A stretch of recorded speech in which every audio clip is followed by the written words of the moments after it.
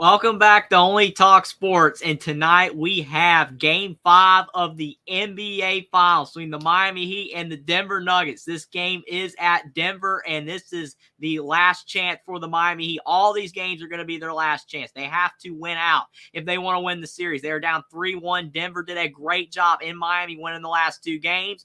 But now you have Denver at home. Can they finish off the Heat or not? But Denver, they got the ball first on the tip-off, but they had a turnover, which is never a good sign. And you have Bam Adebayo slamming it home on the other end. So it's 2-0 Miami Heat in front. Probably the best possible way that the Heat could start this series. This game in this series. That was a really good play right there. On that possession, Bam Adebayo going down the floor, dunking it home. That was a great play. So it's 2-0. To start this series out, Miami was really struggling all around, but then you had them winning game 2. That gave them life, gave them a shot. But then now that they are down 3-1, there's no more possible chances for them. They cannot lose another game. They have to win out. We'll have to see what happens. It's going to be really interesting for sure. But Miami with the ball again, and Gabe Vincent's shot did everything but go in. He had a really good-looking play right there. It was a good-looking layup, just did not fall, so it's still 2-0. Now you've got Aaron Gordon on the other end. He was looking for a foul. He's not going to get it. But he had a really tough attempt down low, and his shot went off the rim, so it's still 2-0. Now you've got Jimmy Butler with the basketball, trying to back down Kentavious Caldwell-Pope. Butler, he's definitely been scrutinized a bit in these playoffs, especially in this series specifically, because he has not been scoring like he was earlier on in the playoffs. He was great for Miami in that Bucks series, but since then it's just been a little bit downhill. You can just tell that Jimmy Butler has maybe just been trying to get his teammates involved more. For whatever reason, he has not been scoring the basketball as much, and it's definitely hampering the Miami Heat. They need Jimmy Buckets to be Jimmy Buckets. They need him to score the ball at a high level to win. So it's going to be really interesting for sure, but still 2-0. Miami over Denver. 10:37 to go in the first quarter. They're about to inbound the basketball. Miami still has after the ball went out of bounds off of Denver. Now you've got Gabe Vincent to Max Strus, and Max Strus for 3. Miami 5, Denver 0. And the ironic thing about Miami is they've looked like a better team on the road in these playoffs for the Heat, all throughout the playoffs. Even in these finals, they won their only game in this series at Denver. So it's going to be incredible if they're somehow able to win this game as well, keep the series alive. Jokic driving into the lane. He loses the basketball. Kevin Love with the steal to Max Strus up the floor. Max Strus to the rim. His shot went in and out. We've had a couple of those already, a couple of shots that were halfway down and out. KCP down the floor. In the mid-range for 2. That's a good shot by Kentavious Caldwell-Pope. It's 5-2. 3-point lead for Miami. That's a good play. KCP, he's been a little cold last couple games, but he had some big shots late in game 4. So maybe if he can keep it up in this game, that would help out the Denver Nuggets. Now you've got Kevin Love shooting a 3 for Miami. His shot's off the mark. You've got Denver going back the other way. Nikola Jokic with the basketball over to Aaron Gordon. Aaron Gordon's driving in. He has a little bit of a push-off, and they're calling an offensive foul on Gordon, knocking down Max Strus. So Max Strus taking that contact right there. That's a really good play by Max Strus. Backing down with Gordon on, and he pushes off just a little bit. You can make an argument it should have been a block, but that was a pretty good-looking play by Max Strus. He stayed in front of him in legal guarding position, and he got the call to go his way. So it's back with the Heat. Gabe Vincent down low to Bam, and Bam Adebayo throws it to no one. Max Strus, he was over there kind of on the adjacent side of the wing. You got the corner, then the top of the key is kind of in the middle of there. But then you have Bam kicking it to the corner, and no one was there. Miscommunication. First turnover for the Heat. Denver already has 2 turnovers. That's a little bit uncharacteristic of them. They are usually a team that does not turn it over a lot. Jokic is driving, and they call a foul on that drive. So Nikola Jokic, a guy that is really good at all facets of the game on the offensive end. He can drive, he can get to the line, he can shoot the 3, he can pass, he can rebound. It makes it so tough to stop Jokic in really any capacity on the offensive end unless he's just having an off night, which is usually very rare. But now there's almost another turnover. Gordon tried to kick it to Michael Porter Jr. Strus tipped it away, but it's not going to matter because Denver got it back, but they missed a shot. So it's back with Miami. So the Heat got a little bit lucky there. Under 9 to go in the first quarter. Jimmy buckets down the floor. He kicks in the corner to Gabe Vincent. Gabe Vincent with Jamal Murray on him. Vincent driving into the lane. Vincent trying to go up strong. His shot's off the mark. Good vertical defense by Jamal Murray. He stayed straight up right there. Now Caldwell Pope on the other end. His three's just off the mark. Bam Adebayo's got the rebound. 8:30 to go in the first quarter. 1 of 4 from the field for Denver. 2 of 7 for the Heat.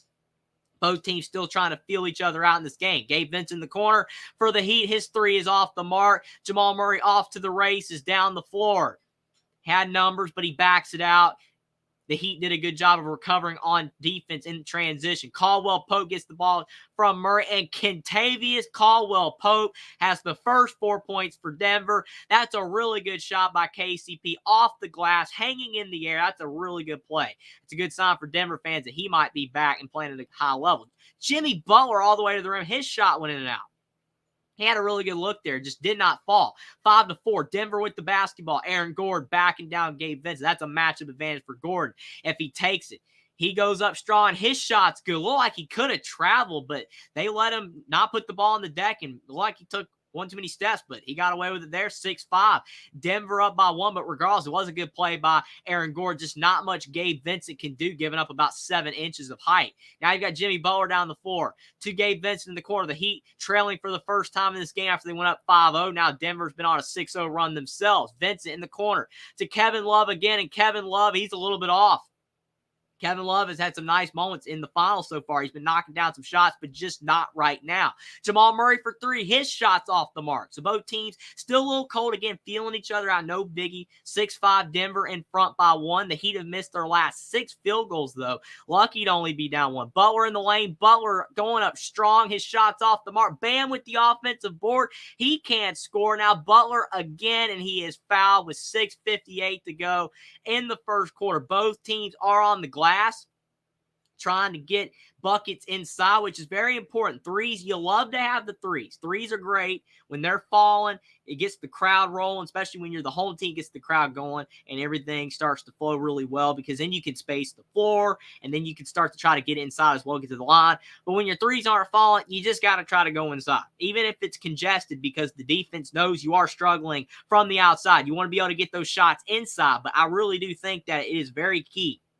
When the threes aren't falling, just abandon them for a little bit. Not the whole game. Don't quit shooting them. You got to shoot them in the modern day NBA. We're in 2023. You got to knock down threes. They're very important, but still, when they're not falling, try to mix it up. Try to get inside. And Jimmy Butler doing what he does best, driving into the lane, getting fouled. He's usually a really good free throw shooter. He has missed a few last couple games, but you would think that he'd be able to knock him down, especially early in this game, because there's not too much pressure. I know the pressure is at the nth degree because we are in game 5, and the Miami Heat, they will be eliminated if they do not win tonight. But still, when you're in the first quarter, you've got to kind of try to not have the jitters early on. You know, you're down 3-1. It's more of lay it all on the line at this point. You got to give it 110% everything you got, because one more loss and you're done. And Miami has that added advantage in the fact they've already won at Denver. So you think that would be, a boost to their chances and their momentum and their belief that they could win this game, because of the fact that they already have won at Denver already, and they won at the Boston Celtics 3 times in the previous series. So they can get the job done. They won at the Bucks as well. They've won on the road at least one game in every single playoff series, and they already won in this series on the road. So they can get it done. Mile High Arena is a tough place to play. But if Miami had not have won one of the games at Denver in this series, they'd already be eliminated 4-0, and the Nuggets would already be your champion, winning their first title ever. Miami stayed alive so far because they won that one game. But if Miami does win this game, and that's just a big if they find a way to win this game on the road at Denver, it's 3-2. Miami's got to win their home game. You would think that would be easier. But Miami, again, for whatever reason, at home has struggled. The home crowd's doing their job, and it's not like they're not playing hard, but for whatever reason, some of Miami's worst performances in these 2023 NBA playoffs have been at home. And that's crazy. I mean, you would think being at home, you'd win the majority of them, especially if you're a really good team. Because like Miami, I don't know their exact record, but they could possibly have a losing record at home in these playoffs. I don't know if that's true, but I really do think there is a high chance that they actually do have a losing record. And I don't know if anybody has ever made it to a finals before and won having a losing record at home. Probably never happened. You have to win your home games. The road games are really important, and kudos to Miami for being tough on the road and not being daunted by those road environments. It's incredible what Miami's done, getting here, being the underdog, being the 8 seed, and possibly being the first 8 seed to ever win an NBA title. They've been great. They've been through injuries with Tyler Herro, who actually is more than likely going to play tonight, by the way. Tyler Herro, they have said, is available. That is intriguing. We'll see if he can help the Heat. But still, Miami has done a great job to get here.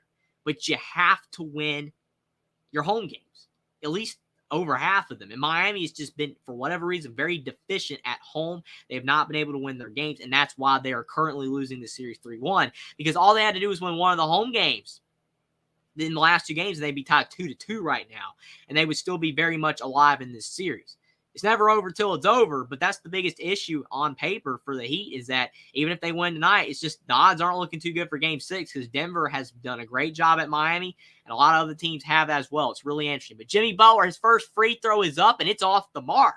So Jimmy Butler misses another free throw. Jimmy Butler has really been struggling at the line lately. Last few games, he has definitely missed more free throws than he has made. So it's going to be interesting to see if he can start to knock down some free throws, but he misses the second one as well. That is bad news for the Heat. You got to make your free throws, especially when you're on the road. You got to take advantage of every road opportunity that you get, and Jamal Murray is bringing the house down at Mile High Arena. What a dunk by Jamal Murray. There was no defense from the Heat. He was unresisted all the way to the rim. Jamal Murray slamming it home. What a play right there. 8-5 brought the house down over a mile up in the air. That was incredible. And then you have Bam Adebayo on the other end, missing a jump hook shot. That's a shot he can make. He's going to have to make shots like that if the Heat are going to have a chance. He's going to have a lot of points. And then Michael Porter Jr. on the other end hits the exact same shot that Bam missed, a little jump hook shot. Really good play there. The Heat are 0 of 9 from the field since they started 2 of 4. Gabe Vincent, can he stop the streak? He cannot. The Heat are cold. Denver's crowd's getting a bit amped. Porter Jr. to Jeff Green for another slam dunk. Jeff Green, the veteran, what a play by him. That was incredible. Jeff Green, at the age of 36, still has hops. He can still get in the air and slam it home. That is an incredible play by Jeff Green. Again, he is a guy that still has springs in his legs, a good veteran presence for Denver. If Jeff Green was not on the Denver Nuggets team, it's not that they would be a much worse team, but he is a guy that still at his age, he's been around the NBA. He's been on tons of different teams, tons of different scenarios where he's had to be more of a leader of a team, even though he's never really been like the top guy. But he's been in so many different scenarios. Now he's just a rotational player on a team full of so much talent, so much youth. He's just that older guy you can lean on and say, you know what? I've been here before. You know, we can work this out, just try to stay calm, all that kind of stuff. Jeff Green is just a fantastic player for the Denver Nuggets to have, a great player. And for the Miami Heat, now being down 12-5, it's starting to get a little dicey already early in this game. You were up 5-0. That was a great start. But now Denver's on a 12-0 run. And you're only down 7. It's not like you're in any danger zone as of this time. Miami, they were down by a pretty good amount in game 2 on the road at Denver, but then they came back and won. So they have that ability in them. But the issue is that now you're in elimination mode. This is a game that you have to win. There's no more losing, and you're still in it. You're done if you lose. So Miami can't fall behind by too much. I really think that they need to keep this game at a relatively close rate for the majority of the game, because that would give them a better chance to be able to have a shot to win, because of the fact that Denver, you know, they're on their own floor. Again, Miami has won at Denver. They have the ability to get it done, but it's going to be extremely difficult now being in elimination mode. That makes the stakes so much higher. I just don't know if Miami's going to have the wherewithal to come back in this game if they fall behind by too much. You never know. It could be really interesting to see what happens if they do fall behind by like 15 or so, if they can make a run to get back in the game. But that's not something Miami really wants to find out. They need to find a way to stay in this game, be reasonably close and competitive for the majority of the game, and then try to win in the end. We'll have to see. It's going to be interesting how Tyler Herro, if he does play, how when he factors into this rotation, if Eric Spoelstra brings him in, will he affect the roster and the rotations that Eric Spoelstra has been going with the entire playoffs? Because Miami has had a set rotation. All the guys that have come in, Duncan Robinson off the bench, Caleb Martin when he's come off the bench, all these guys know their roles. You bring Tyler Hero back, somebody's not playing as much. It could be Duncan Robinson, and he's a guy that's actually been doing a solid job for Miami, knocking down threes, and he's been gaining confidence. It wouldn't really probably be a good thing just to bench him and not play him anymore, but who knows? Again, what Erik Spoelstra is going to do. But I do believe that Tyler Hero coming back in this game is not the absolute best time for that to happen. I understand you have to let a guy heal and recover from an injury. I totally get it. You don't want to bring a guy back early because we have seen before when a guy comes back early, then he is not the same. And sometimes he can make that injury worse. And it's bad news. You don't want to do it. So if this is the amount of time that it took for Tyler Hero to get back to 100%, that's awesome. I'm glad that they gave him that time, that they needed to give him that time. But if Tyler Hero comes in this game and the rotation is just all off now because of the fact that he hasn't played in so long, then it almost would have been better for Miami not to bring him in now. It probably would have been better for him if he had to come back in the last series or earlier in this series. But it is what it is. We'll have to see. Maybe he just comes back and it's a seamless transition. Miami needs points. So we'll have to see if Tyler Hero plays or not and how effective he will be if he does play, because he might be their only chance, especially given the way Miami is playing in this game right now. They're down 12-5. Jimmy Butler with the basketball. Still don't see Tyler Hero. He's not in the game. You do have Kyle Lowry and Caleb Martin in. However, Max Strus driving into the lane, and Max Strus for 2 and 1. Big thing about Max Strus, some of the guys that have been playing for the Miami Heat, especially the guys like Duncan Robinson and Max Strus, they are known as three-point shooters, but they can still get to the rim. That's Max Strus taking the ball, top of the key, taking it into the chest of Nikola Jokic, scoring and one. That's a really good play by Max Strus right there. Max Strus knocks down the free throw to boot. So that stops the run. That stops the 12-0 run for the Nuggets. And Miami gets this game within 4. Not too bad of a deficit, but can they get another stop? 6 points for Strus. He's starting out this game fairly well, just like he did a couple games ago, but then he kind of disappeared. So we'll have to see if he can play well for a majority of the game instead of just the first quarter. But on the other end, Nikola Jokic showing off the deep range with a 3. 15-8. That's a big shot from Jokic. What a 3 right there. 15-8, 7-point lead. 5:10 to go in the first. Lowry tries to respond with a 3 of his own. Not even close. Short right there. Jokic has the board. The Nuggets are up by 7. 5 to go in the first. Jokic to Jamal Murray. That's been a tandem for so many years. And I know Nuggets fans are so glad Murray's back healthy. Definitely makes their team so much better. And Michael Porter Jr. driving into the lane into Kyle Lowry, who is not afraid of any contact, and there is a blocking foul call. So definitely a big break for Porter Jr. because Kyle Lowry was outside the arc. That could have been a charge. That really could have been a charge. I don't think Porter Jr. really sidestepped that. I think Lowry was set. I think that's a bad call. That should have been an offensive foul. It is what it is right there. That's tough for Kyle Lowry because he got outside the arc, but he still did not get the call. But Porter Jr., his first free throw is off. So at best, he can only split these free throws. It's still 15-8. But man, what a tough call for Kyle Lowry. He took a beating on that drop. But again, Kyle Lowry, a player that's not afraid of contact. He's 37 years of age. He's still playing at a fairly high level in the NBA. Who knows how long he'll still be with the Heat, whether he's going to be off the team or not, because his contract's going to be really interesting what happens in the future and how much longer he will play. But he's definitely showing you he still can take contact in the NBA at his age. Still a really solid player and a good veteran leader for any team.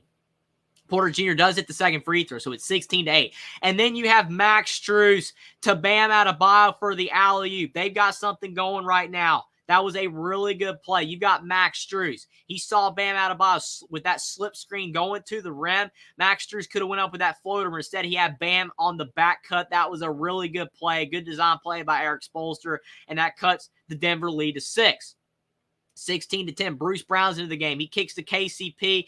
Caldwell Pope trying to draw a foul, and they're going to call nothing on that play. It looked like maybe there was a foul, but they didn't call it. But then down low, Michael Porter Jr. got the offensive rebound, but then they call a foul on Max Strus. Max Strus is not too happy. Let's see. Did he push him in the back? You've got Michael Porter Jr., and there's a little push. It's not much, but there is a little push. And even though this is the finals, and some people would say let him play, you still got to call stuff like that. Don't want to get anything out of hand. I totally get it. Porter Jr., though, does not score, so that does not hurt Miami whatsoever on that play with that foul. Kyle Lowry to Caleb Martin with a sweet reverse. 16-12. I have no idea how that play worked. Kyle Lowry somehow went underneath with that pass to Caleb Martin. Martin went up over a defender and laid it in reverse style. That was a fantastic play. 16-12, Miami's fighting back. Bruce Brown in the lane. Bruce Brown's off the mark, and Jokic could not get the board because Lowry's there. Up the floor to Strus, and Strus scores. No foul is called, like he might have been fouled as well. But 16-14, the Heat are on a little 6-0 run here. That's a fantastic play by Max Strus. And Kyle Lowry is making an impact. He's doing all the right things right now. 3:38 to go in the first. Kyle Lowry is an interesting player because in some games he does really struggle, and in other games he does so much better. So he's kind of inconsistent, even though he is a veteran player. But I do believe that Kyle Lowry, when he is playing well, that's a big reason why the Miami Heat are where they're at right now, because he has been, very beneficial in a lot of games for Miami, kept them in a lot of games. And down low, on that play with Max Strus, he was fouled. That should have been an and one. Definitely Denver called a break there. Jokic driving. He's backing down Max Strus. Kicks to Jeff Green, and Jeff Green is right where you need him to be. Jokic down low to Jeff Green. That's a great play. Just makes it look so easy, and it's not. What a play by Jokic, just whipping that pass over his shoulder to Jeff Green. Now Bam from Lowry, a two of his own. It's a good sign for Bam to knock down that mid-range shot. He has had some struggles in these playoff series for the Heat, knocking down those mid-range jumpers. He was able to knock down that shot right there. He's got 6 points and a couple of boards. 18-16, a 2-point game. You've got Christian Braun, who's now in the game for Denver. He was fantastic in Game 3. He does turn the ball over right there to start his time being on the floor. And then Caleb Martin knocks over Nikola Jokic, but they're going to call a blocking foul. That's a tough play for Jokic, but it's one of those things when the ball is that far away from the rim, you can't try to draw a charge 65 feet away from the rim. It's most of the time not going to work. We'll have to see. Caleb Martin driving.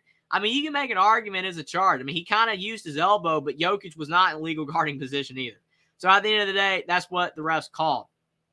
They're going to call that foul on Jokic. 2 fouls on him and 2 on Gordon. So Denver in a little bit of foul trouble. Bam Adebayo down the lane, scores a 2-and-1. So Miami's tied this game, and they call that foul on Jeff Green. So that's very interesting right there. You've got Jeff Green trying to guard Bam. Now that Jokic is out, and Jeff Green, he got him on the arm. It looked like Jeff Green just could not keep up with Bam, and he shouldn't have reached in. He was already beat on that play, but the instinct is right there. The instinct is to try to do everything you can to prevent him from scoring, and sometimes it leads to unnecessary fouling. You don't want to unnecessarily foul. Get cheap fouls that puts you on the bench and allows your opponent to get extra points at the line. And Bam does cash in on that free throw, so the Heat are in front. 19-18, they're on an 11-2 run. A really nice response by them after they looked kind of dead in the water a couple minutes ago. They're doing a much better job. Bruce Brown, he misses a 3 in the corner. Miami with numbers. Bam down the floor. Bam kicks it outside. You've got the top of the key. Lowry, back to Bam. Bam trying to drive on Jeff Green again. Can he score on Jeff Green again? He does, and Jeff Green bids for the fake again, and he fouls him again. That's 2 fouls on Jeff Green. So now Aaron Gordon, Jeff Green, and Nikola Jokic all have 2 fouls for the Denver Nuggets in the first quarter. You got to save your fouls. You can't foul that early in the game. That's just not a good play. Jeff Green, I get it. You're trying to defend Bam. You don't want to give Bam an easy score, but you're not going to block him there. Bam Adebayo's 6'10". Jeff Green's like 6'5". It's not going to work. I get it. The instinct to try to be able to do everything you can to stop a player from scoring, but right there, if you're Jeff Green, you got to stay disciplined. You got to stay on the floor. You're a veteran player. You know about ball fakes, and I get Jokic is in foul trouble right now, but still, and Gordon as well. But maybe for the Nuggets, bring in a player like Thomas Bryant. Maybe they could bring in Thomas Bryant to spell Jokic for these next few minutes with Gordon in foul trouble as well. Because usually what the Denver Nuggets have been doing is when Nikola Jokic is tired or he's in foul trouble, they just slide Aaron Gordon over to the 5. And it works because Aaron Gordon is a big-bodied wing. It can work.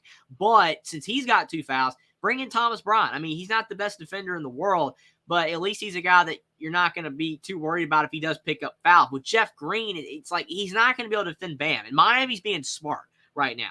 That Jokic and Gordon are out. Just keep pounding the ball in with Bam. Get Bam on a smaller defender and let Bam go to work. And it's going to work most of the time because, again, he has that size advantage. So it's 21-18.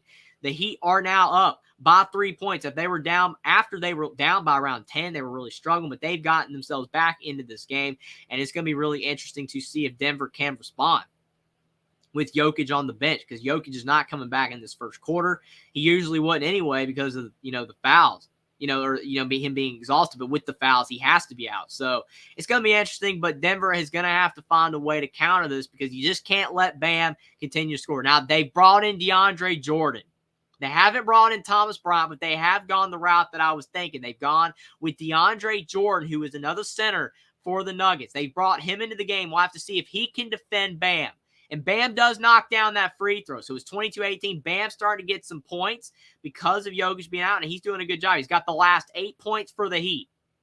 If you're Bam, just keep on scoring. You should be able to, you would think, take on DeAndre Jordan as well. He's not the quickest guy in the West either. Bruce Brown, top of the key.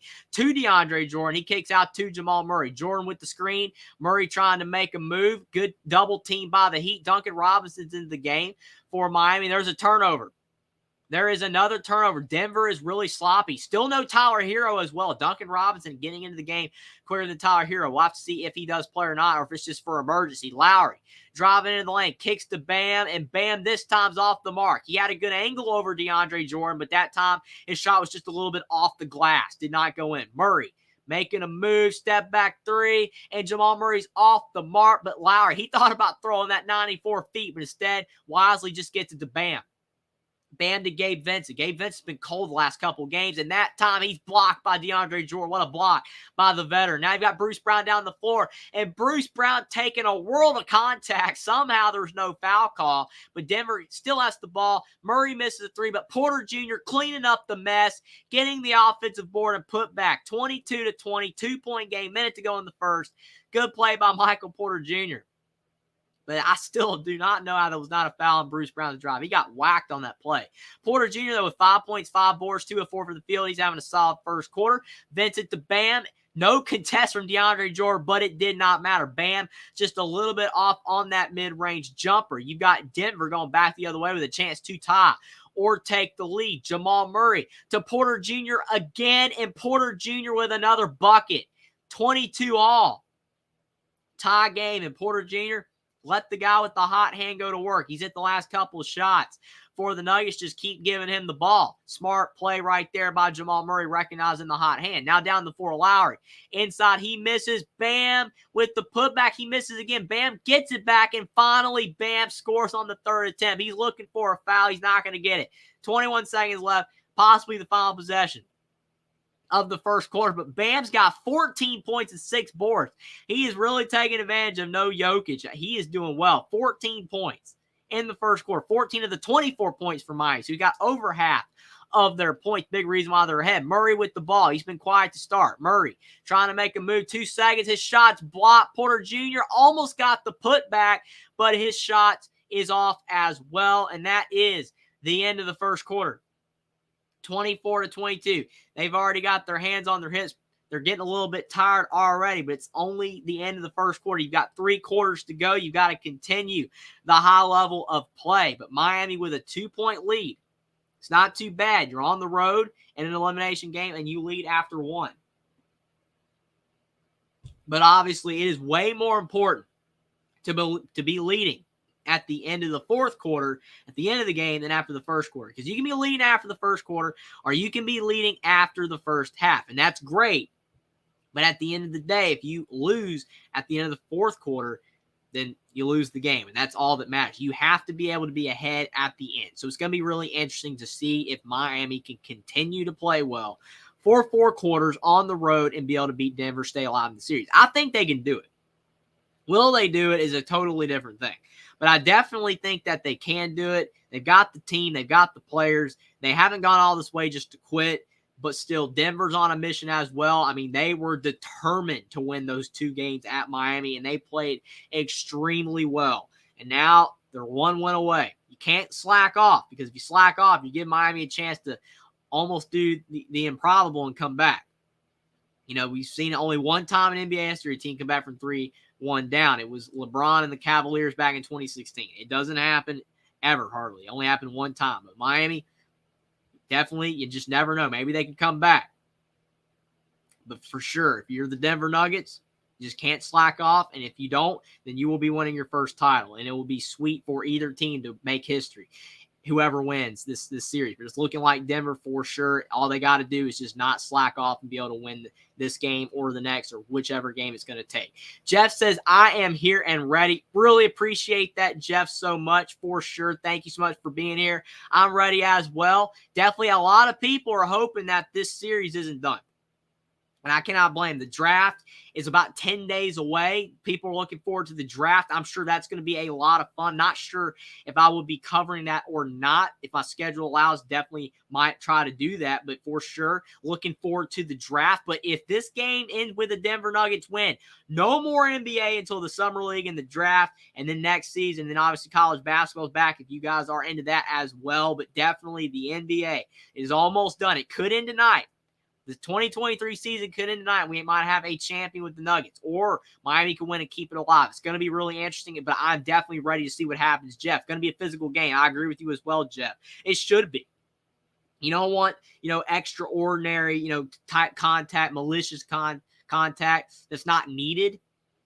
Anything out of the ordinary, but you do want it to be a physical game because this is a game for all the marbles. You do not want to be soft out there. This is not the type game to, not dive for loose balls or not try to block a shot off the weak side. You got to do everything in your arsenal to be able to win. So I definitely think it will be a physical game for sure, but do appreciate you for being here. Nana says, I'm here ready for this game.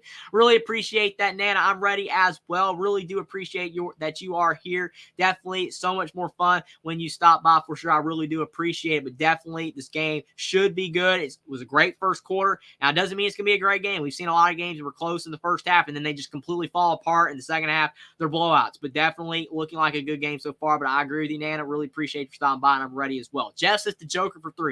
Nikola Jokic is a fantastic three-point shooter. I know that's the understatement of the century, but the fact that you still have, it's a novelty to me, centers shooting threes. Just those guys knocking down shots like he does at the rate that he does and how easy he makes it look. It is still incredible to see. He does so much well on the offensive end. He's a great three-point shooter. That was a big shot as well. Jimmy Butler down low. And Jimmy Butler going to work down low, getting the bucket still. That's what Jimmy Butler does best, getting a lot of contact down low, whether he gets a free throw or not. That's his first 2 points of the game. He's going to have to be huge for the Heat if they're going to win. 26-22, they are up by 4. The ball was deflected. Porter Jr. kicks it over to Bruce Brown. Almost a turnover, and it almost still is a turnover. Both teams are on the deck. Miami does end up with it. Robinson to Butler, and there's a foul. Butler will have a couple of free throws. That was a scrum right there on the ground. Both teams diving for the ball. And again, that's that physicality we were talking about. Jeff, you are 100% right. The physicality is there. Look at both teams. Bruce Brown almost loses the ball. Porter Jr. saves it. Porter Jr. gets it to Bruce Brown. He actually ends up turning it over. And then you've got Butler going down the lane, and he takes a lot of contact getting to the rim. It's incredible. Look at the effort. Christian Brown went straight up, and I think he got him with the body. That's why they ended up calling that foul. But Butler does hit the free throw this time. He was 0 of 2 to start this game at the line. He missed his first 2 free throws, but he knocks that one down. I think the Heat need to get to the line a lot in this game. In Game 4, Miami kept settling for jump shots. They were not getting to the line. They were not getting to the rim, and that's why Denver won Game 4 at Miami. Miami needs to get to the line, try to get as many free throw attempts as possible, and make as many free throws as possible. And Butler hits them both. So it's 28-22. 6-point lead for the Heat. 11 to go in the second quarter. Porter Jr. gets the ball from Bruce Brown. Now it's over to Jamal Murray, who has still been really quiet in this game. But all it takes for Jamal Murray is one shot to drop, and then he is feeling it. Porter Jr. down low. What a block by Kevin Love from behind. Kevin Love showing you the versatility on the offensive and defensive side of the ball. Porter Jr. going up, and then you've got Kevin Love timing that shot attempt, and he blocked it at the top before he got on the backboard. That's a really good play. At the top of his jump. Kevin Love doing a great job there. 28-22, still Bruce Brown driving. He's denied, and then he scores. But they're going to have to review it. Does that count? If it does, what a shot by Bruce Brown. He got rejected the first time around. He got blocked badly up the first time, but he got it back, and then he scored. But I don't know if it's going to count or not. Was the ball? It was still in his hand. The light went off. The buzzer sounded, and it does not count. That's a tough break for Bruce Brown, but good job sticking with it, not allowing himself to get intimidated by that first block. It looked like he got blocked by 3 guys, but then he scored, but just unfortunately did not count for the Nuggets. Still 28-22. 10:30 to go in the second quarter, and the Heat chunk up a 3, and it does not drop. Now you've got Denver back the other way with Aaron Gordon, who's into the game with his 2 fouls. Gordon trying to kick it to somebody, finds Porter Jr. Porter Jr. being defended closely by Duncan Robinson. Fakes it to Gordon. Gordon down low, and Gordon's fouled. Aaron Gordon will have a couple of free throws. And the one thing Aaron Gordon does struggle at is free throws. He's a guy that can knock down free throws, shoots around 70%, but is not a strong point. He's getting better at shooting the ball at large because mostly Jokic's great passing ability, getting him in great spots. And he can knock down the occasional 3-point shot. But the free throw line has still been a struggle for him. He's still a guy that needs work at the line. And his first free throw is up, and it is off the mark. So it's 28-22, still a 6-point game. Neither team has scored in a couple minutes. And Gordon missing that free throw. That's the first miss for the Nuggets at the line. Nuggets are a team that definitely can get to the line. When you got players like Jamal Murray and Nikola Jokic, they are definitely capable of getting to the line at a really high level. But if you are Denver, you got to knock down your free throws because of the fact this is a potential trap game for you. You've got all the marbles in your court. You're up 3-1. You're at home. This is the game you can knock out the Heat. But then sometimes you can get lax, miss some free throws, and then you give Miami a shot. He does hit the second free throw, so it's 28-23, a 5-point game. 10-10 to go in the second quarter. Kyle Lowry in the corner to Caleb Martin. His shot is off the mark. Porter Jr. with another board. Porter Jr.'s almost got a double-double already. He's got like almost 10 points, like 8 or 9 points. He almost got like 7, 8 boards, so he might have a double-double before the first half is done. Christian Braun, though, with the score on the other end. 28-25, 3-point game. Denver's getting back in it a little bit. That's a big shot by Christian Braun to maybe get him going after he had a really good game 3 and a solid game 4. But Jimmy Butler determined not to be denied on that play. He could not score, but he got fouled on that drive. Butler was taking on Jamal Murray, and Jamal Murray was in a legal guarding position, but he just got him enough with the body. I think he got him all ball. I think he blocked that all ball, but it looked like they're just going to get him a little bit with the body.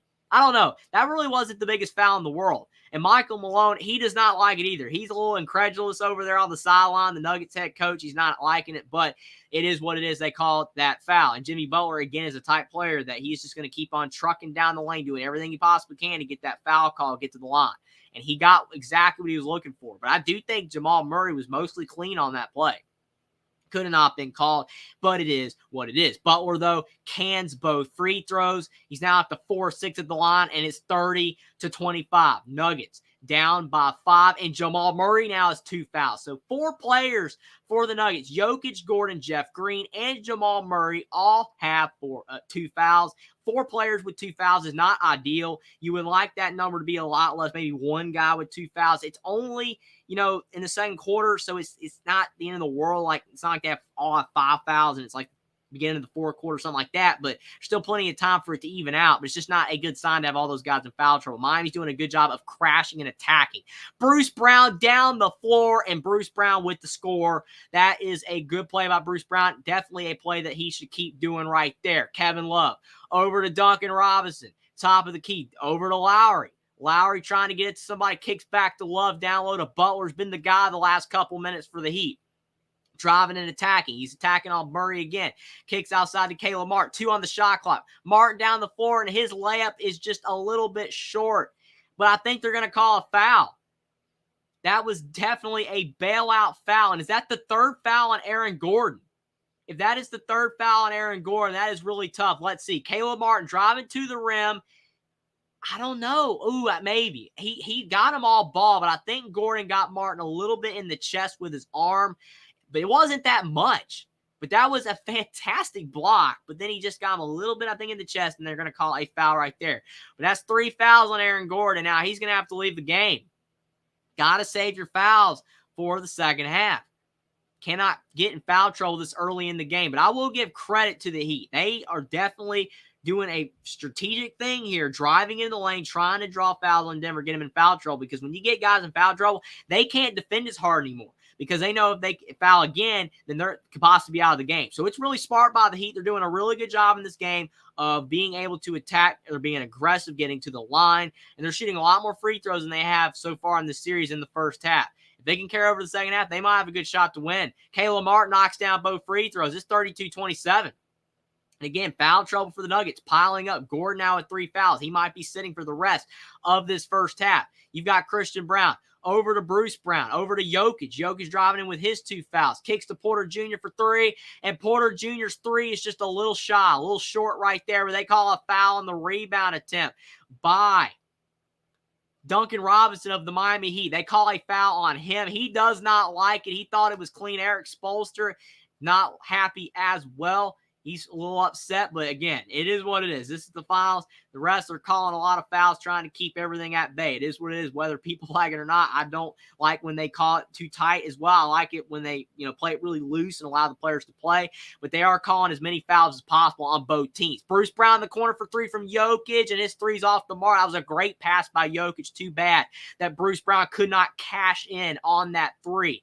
Bam, down the floor, kicks to Butler. Jimmy Butler driving into the lane, kicks to Caleb Martin. Denver's doing a good job on defense on this possession so far, but Caleb Martin with the blow-by, Caleb Martin with the score. The Nuggets did a good job on defense all the way till the end, and when Caleb Martin chose to drive downhill on that play, it was all over. He was getting to the rim. There was no one that was going to deny him on that play. He's got 6 points. 2 and 3 from the field. 7-point lead for the Heat. They're doing a good job in this game on the offensive end so far. Jokic to Christian Braun. Back to Jokic with the score. Nice buddy ball down low. 34-29. 5-point game. Lowry with the ball being guarded by Porter Jr. Over to Caleb Martin. Caleb Martin with the pump fake. Tries to get inside on KCP. And the ball is out of bounds off of KCP. So it will remain Miami Heat basketball. I'm liking what the Miami Heat are doing in this game, though. They're doing a great job on the offensive end, passing the ball. The rotations are crisp. Their defense is really working out so far. They're getting Denver in foul trouble. They're doing a good job in this game. This is boding well for their second half. Butler to Duncan Robinson, and Duncan Robinson for 3. Again, a very unselfish pass by Jimmy Butler. That's something that he can do. No one talks about his passing ability as much as someone like Jokic, but he can pass the ball at a pretty high level. And look at that 3 by Duncan Robinson. That's the type guy that you want to get going, because once Duncan Robinson sees the ball go through the net, he's one of those players that sometimes the ball is just going to keep going through the net.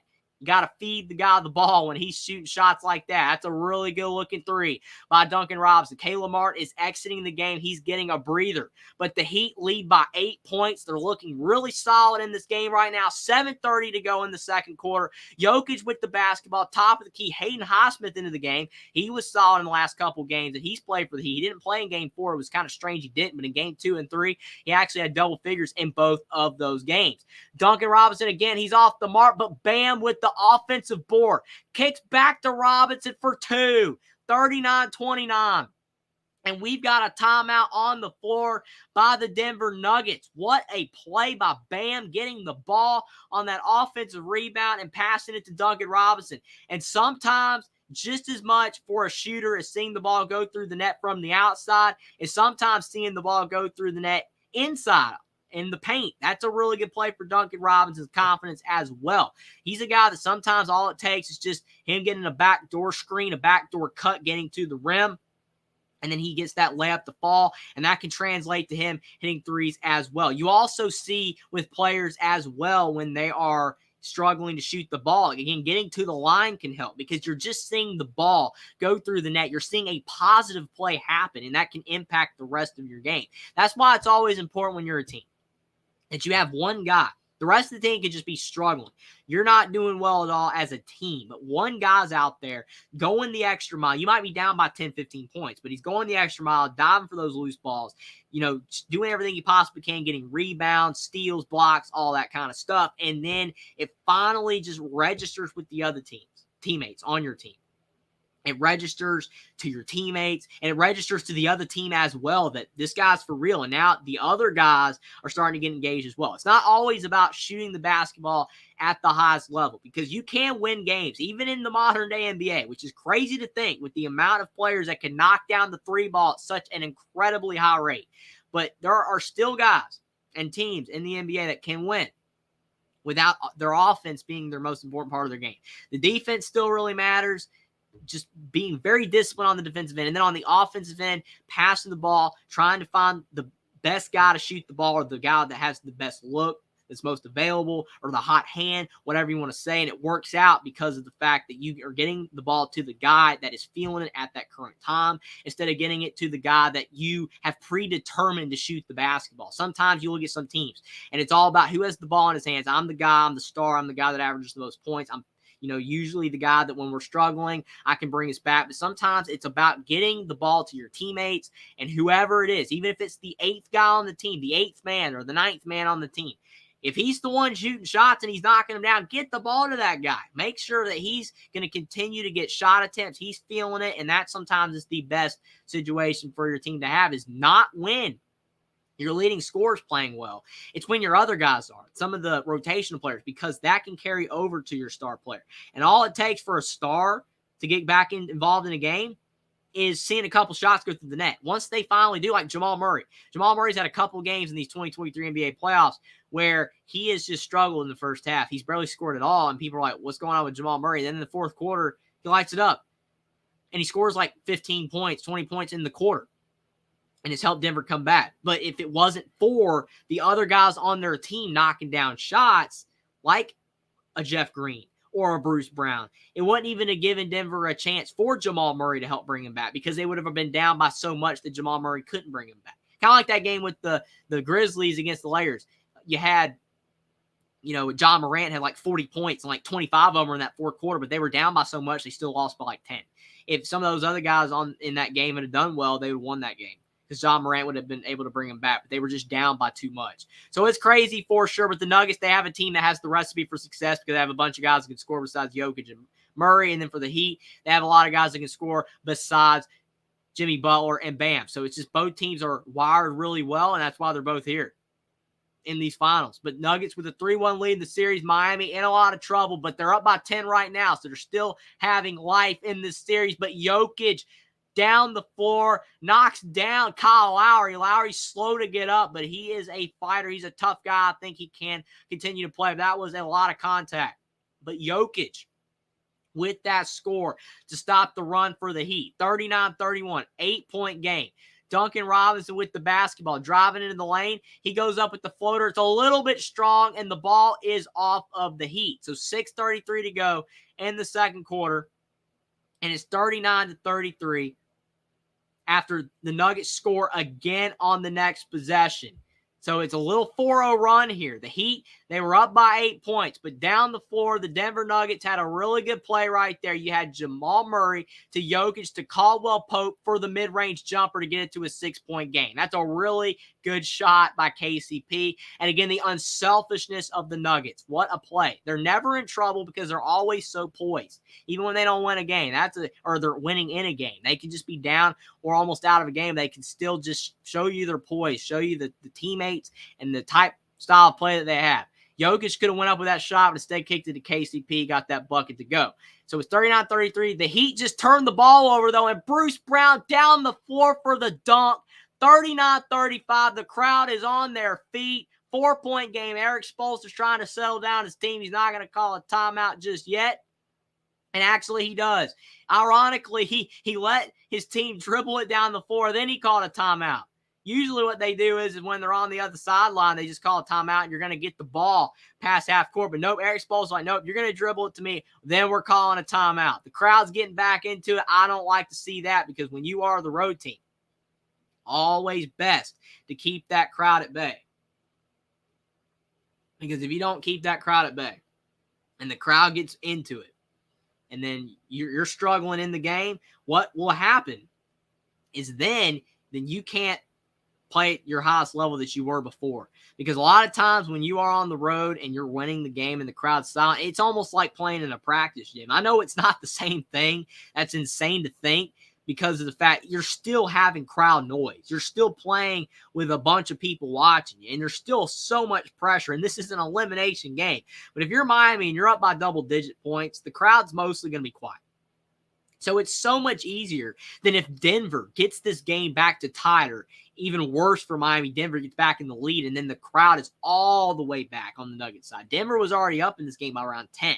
Miami came back, so they came back once. But how many times can they allow Denver to get ahead and then Miami has to come back? You can do it sometimes a couple of times, but the more that you do it, then the less chance you're going to have to actually be able to win the game because of the fact that it's almost just too little too late.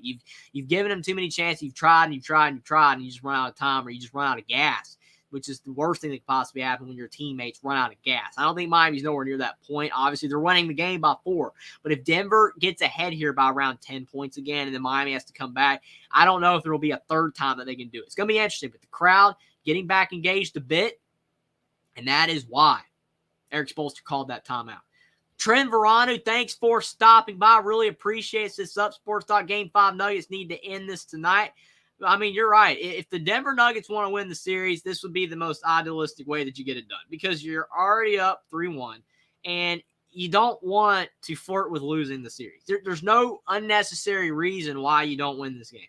You're at home. You've got the entire home crowd on your side. Everybody knows that the series belongs to you. All you got to do is win a game that you should win on paper.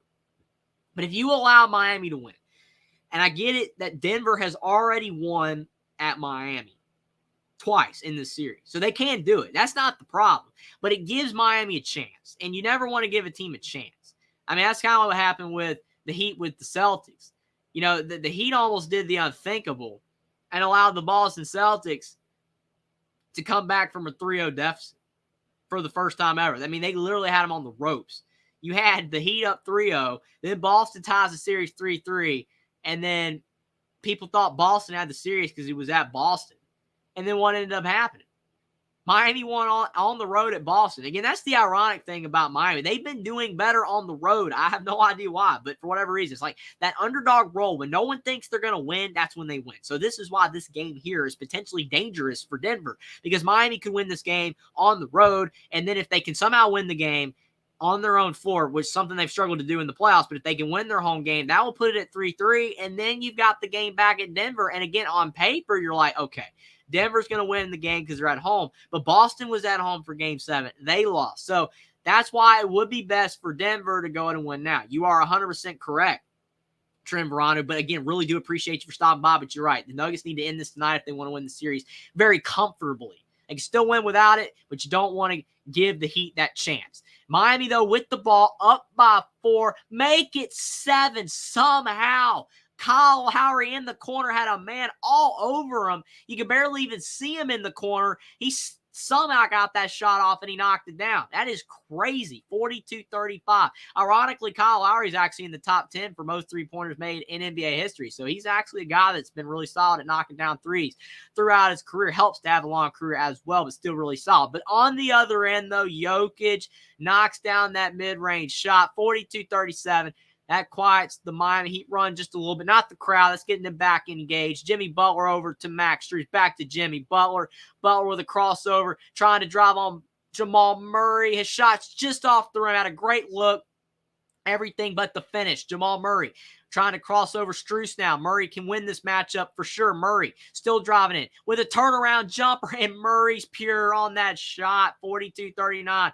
He is a fantastic step-back jumper that can put any defender to sleep. Bam Adebayo kicks it to the outside. Heat with a 3-point lead. Murray with only 4 points, but again, doesn't take much to get him going. But Lowry on the other end. Kyle Lowry's confident, and he bangs home another 3. 45-39. Lowry looks engaged. 4 to go in the second quarter. Jamal Murray bringing it up the floor. 6-point game. 6 points for Lowry, which has proved to be the difference so far with the Heat being up by 6. Murray tries to kick it back outside, but he gets trapped. Gets it to Butler of the Heat instead. And then Jimmy Butler loses the ball out of bounds, but it's off of the Nuggets, so remain with the Heat. But Jamal Murray, he's a great player driving to the rim, but he got in trouble there because he got caught in a double team, had nowhere to go, and then he kicked it right to Jimmy Butler. But I don't know, that ball might have been off the Heat. I think it might have been off Butler, but they're going to give it back to him.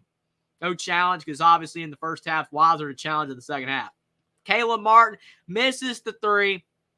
Denver going back the other way. You've got Jokic going down the floor. Bam Adebayo on him. Jokic kicks outside again. He got caught in the trap like Murray did, and Butler slams it home this time. No worries there. Slams it over Murray. No foul by Murray. Smart not to foul. 47-39. But the Nuggets with 10 turnovers. This is very uncharacteristic of the Denver Nuggets. They have not been a team that has been turnover prone in these playoffs, but they've got 10 turnovers in the first half. Jamal Murray's three is short, and Miami with an 8-point lead with numbers. Lowry down the floor to the rim. His shot's off the mark. Somehow Max Strus saves that ball from going out of bounds. I have no idea how he did, but then he steps on the sideline. So he does the unthinkable, saves it from going out of bounds, but right when he gets the ball back, he's got his foot on the line. He was stepped out of bounds. Very unfortunate for Max Strus. He did the hard play and made it look easy, and he made the easy play look really hard. Very ironic right there. 47-39, 8 points for Strus. He up by 8, but the Nuggets with the ball. But they've got to stop the turnovers. Jokic and Murray, when they're turning it over, that's a bad sign because they're great passers, especially Jokic, and both of them have turned it over the last couple possessions. Jokic to Bruce Brown in the corner, and Bruce Brown's three's off the mark, but he gets the offensive board right there. He kicks it outside to Jokic for three, and then Christian Braun doing the dirty work down low. He got an offensive board as well, and he put it back in. 47-41, 6-point game. That is fantastic by Denver. That's one of the things that they do best is getting offensive rebounds. Down low, Bam to Butler. Jimmy Butler almost lost it out of bounds, but he does retain the possession for the Heat. He goes up straw over Bruce Brown. His shot's off the mark. Jokic with the board. Jokic down the floor. He kicks down low to Christian Braun, and there's a foul. Christian Braun will have a couple of free throws. He's making an impact yet again for Michael Malone's team. But I will say, again, going back to the offensive rebounds, the Nuggets rebound at such a high rate, it makes it hard to beat them because of the fact, even if they're having a poor shooting night, they're giving themselves more opportunities to score because they're getting more opportunities to shoot more shots because they're getting those offensive rebounds. That is a big key in how you win a game. Offensive rebounds are so important. You can be shooting 35% from the field and your opponent shooting 40% from the field. But if you've got 15 more shots in the game because of offensive rebounds and you hit at least 4 of those shots, you're probably going to win. I mean, it's just that important. You got to get rebounds. And especially offensive rebounds when you're struggling to score. I'm not saying Denver's having a bad offensive first half, but they have struggled to score a bit at times in this first half. And the offensive rebounds have definitely been a big reason why they're only down by 5 right now. Because Miami's doing a much better job getting to the line. They're getting to the line. That's why Miami's up, and Denver's usually been better at getting to the line. But I will say that the offensive rebounds have helped Denver tremendously. Christian Braun splits a pair at the line, so it's 47-42. Christian Braun with 5 points in 13 minutes, 2 or 3 from the field. Hasn't had as big of an impact as he had last couple games, but still doing a solid job. And Bam Adebayo making it look easy, gliding to the rim, and he gets that shot to go. Jokic to Porter Jr. 49-42, Denver down 7. 1:40 to go in the second quarter. Jokic to Bruce Brown, and Bruce Brown's a little off in this game. That's a wide open three for Bruce Brown. That's normally a layup for him, especially when Jokic is passing to him so well, but just could not get that shot to fall. And then Bam scoring over Jokic, taking advantage of one of the best players in the NBA on that play. 51-42, Bam with 18 points and 8 boards. Bam's having a fantastic first half. Bruce Brown down the floor, and his shot's just off the rim. And I think that they call a foul on that drive with 1:21 to go in the second quarter because Christian Braun had a putback too, but they're not putting those points on the board. So I'm guessing right there that they are again going to call a foul on that drive. So maybe that can get Bruce Brown going. He's been struggling in this game to shoot the ball, and sometimes all it takes is some free throws to get your mojo back. Sometimes that's all you need. Bruce Brown's first free throw is up, and it's off the mark. And actually, I think that is a technical.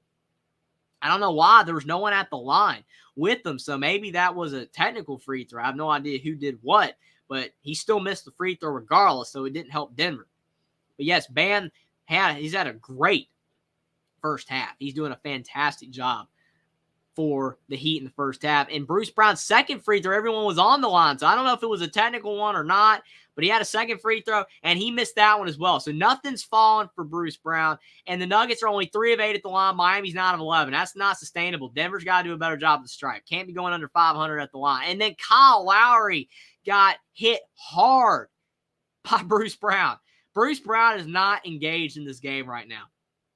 Bruce Brown is definitely a guy that's been so great for Denver in this playoff series and in these playoffs, but that's terrible. Kyle Lowry, and he faked Bruce Brown, got him on the back, and Lowry selling that contact. That's a smart play by Lowry.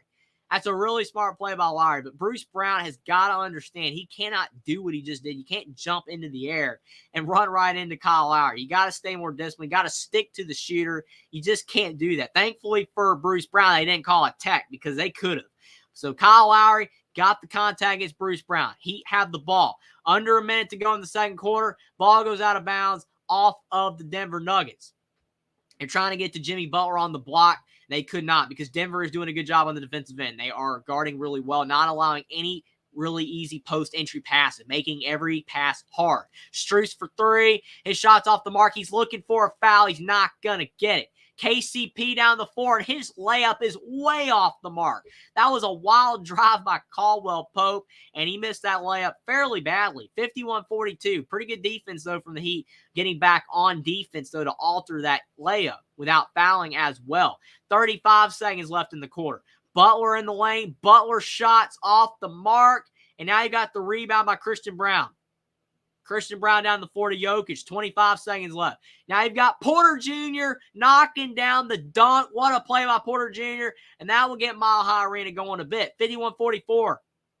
I don't know if that dunk was as good as Jeff Green's was earlier, but that was a pretty good dunk by Porter Jr., to say the least. He's got 9 points and 8 rebounds, only a point, 2 boards from a double-double. 12 seconds left in the second quarter. You've got the Heat with the ball, 7-point lead in an elimination game. They have to stay alive. Lowry for three. And his shot's off the mark. Jokic with the board. 1 second left in his over half court heave. Hits the front rim, and it does not go in. So that is your halftime score. 51-44 Miami. Bam had a ridiculously good first half with 18 points and 9 boards. 8 of 13 from the field. He was really solid. And then for the Denver Nuggets, had a few players struggle. Jamal Murray was not himself in that first half. You also look at a guy like Bruce Brown. He was really struggling in that first half. So with all that being said, not too bad by the Denver Nuggets, only being down by 7 points. It could be a lot worse because they definitely struggled to shoot the basketball in the first half, and they're only down by 7 points. And again, a lot of that has to do with their effort on the glass. They're not not playing hard. Like, that's one thing that some people will look at a team. Are you playing hard?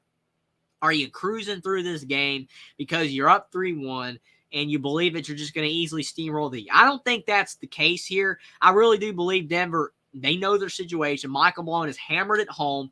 No pun intended with the Nuggets. But they've hammered it home that you got to do everything you possibly can to win. You can't lax up. You got to play 4 more quarters of really good basketball, and the NBA title is yours. I mean, you can't spell it out any easier. All Denver's got to do is win these next 2 second quarters, and they're champs for the first time in franchise history and for the first time for Jamal Murray and Jokic and all these other guys that have never won a title before. This is big for Denver. But when you're up 3-1, you can lax. We've seen this before by teams. You can lax and start to, think you've got the series. We're at home. We've got the home crowd. We don't have to play as hard. I don't think that's the case because Denver has done a great job on the offensive glass. That takes effort. That takes, self-conscious of knowing what you got to do to win, that you have to give it 110%. You can't just ease your way to a victory. So I feel like Denver's doing their job in that regard. They are doing a good job on the glass. The problem, though, for Denver is that the threes aren't falling and the turnovers are way too high. They've got double-digit turnovers in this first half. Something that I don't know if they've even had once. Maybe in one of these games they have had, but I don't know if they've had one game in these playoffs this year where Denver's had double-digit turnovers in a half. I'm not sure if they've had or not. But if they have, they probably lost that game. Because in the modern-day NBA, the one thing you can't do is turn the ball over a lot because that's going to lead to fast break opportunities 95% of the time, especially when the turnovers in the backcourt. And a lot of the turnovers that Denver has had has been because of the fact that they're driving into the lane, they're driving into the paint, and then they're trying to kick it out to the shooters. And that's terrible because of the fact that means that the player picks the ball off from the guy that they're passing the ball to, and then he can go off to the races and try to score on the other end. You want your turnovers to be passes that go out of bounds. You want your turnovers to be like in the paint where it can kind of, not lead to breakouts the other way, fast break points. Unfortunately for Denver, a lot of their turnovers have led to fast break opportunities for Miami. And that's a big reason why they're down. Another reason why they're down, they're not making their free throws. Denver has missed 5 free throws. So 3 of 8 at the line. Miami's 9 of 11. So Miami's doing a good job attacking. They got Denver in some foul trouble. And because of that, Denver started to not lax on defense, but they had to put guys in the game that haven't really played as much in the roles that they're having to play at. Because literally the center position has been manned by Jokic and Aaron Gordon the entire time in this playoff series and basically the entire NBA playoffs. The Nuggets have not played DeAndre Jordan. The Nuggets have not played Thomas Bryant. And they've worked out. They haven't needed either player. But Jokic and Gordon both got in foul trouble. They both had to sit. And then you bring in DeAndre Jordan, and he tried against Bam, but Bam was doing a good job on anybody that was playing against him in that first half. And Jokic had 2 fouls, so when he came back in the game, he didn't want to pick up a third, so he was trying not to really foul Bam, and Bam was getting some relatively easy scores. So that's why Bam's got 18 and 9, because no one's really defending him very hard or very well, or even if they are doing everything they possibly can to defend him, it just is not working out. So the big key here for Denver is that they got to stop Bam. That's key number one. Second half, Bam cannot have another 18 and 9 second half. I don't know if he will, because I think Jokic will try to defend him harder. And as long as Aaron Gordon does not completely foul out of this game, I think that he'll still be able to do what he does in the defensive end, because he does a pretty good job against Bam, because he's got, he's a little bit shorter. He's got, the weight to be able to hang in the post with Bam.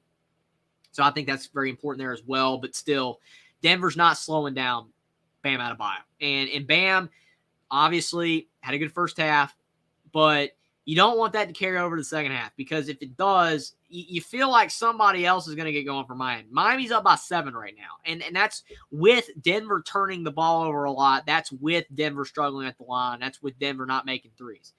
But Miami's only up by 7 because Denver did a good job on the offensive glass, and they were getting putbacks, which gave them more opportunities. So Miami could be up by more. They could be up by over 10, and if they were, it'd be a little bit more comfortable for them, even though no lead's safe in the NBA today because of how quick teams can score. But that's the thing.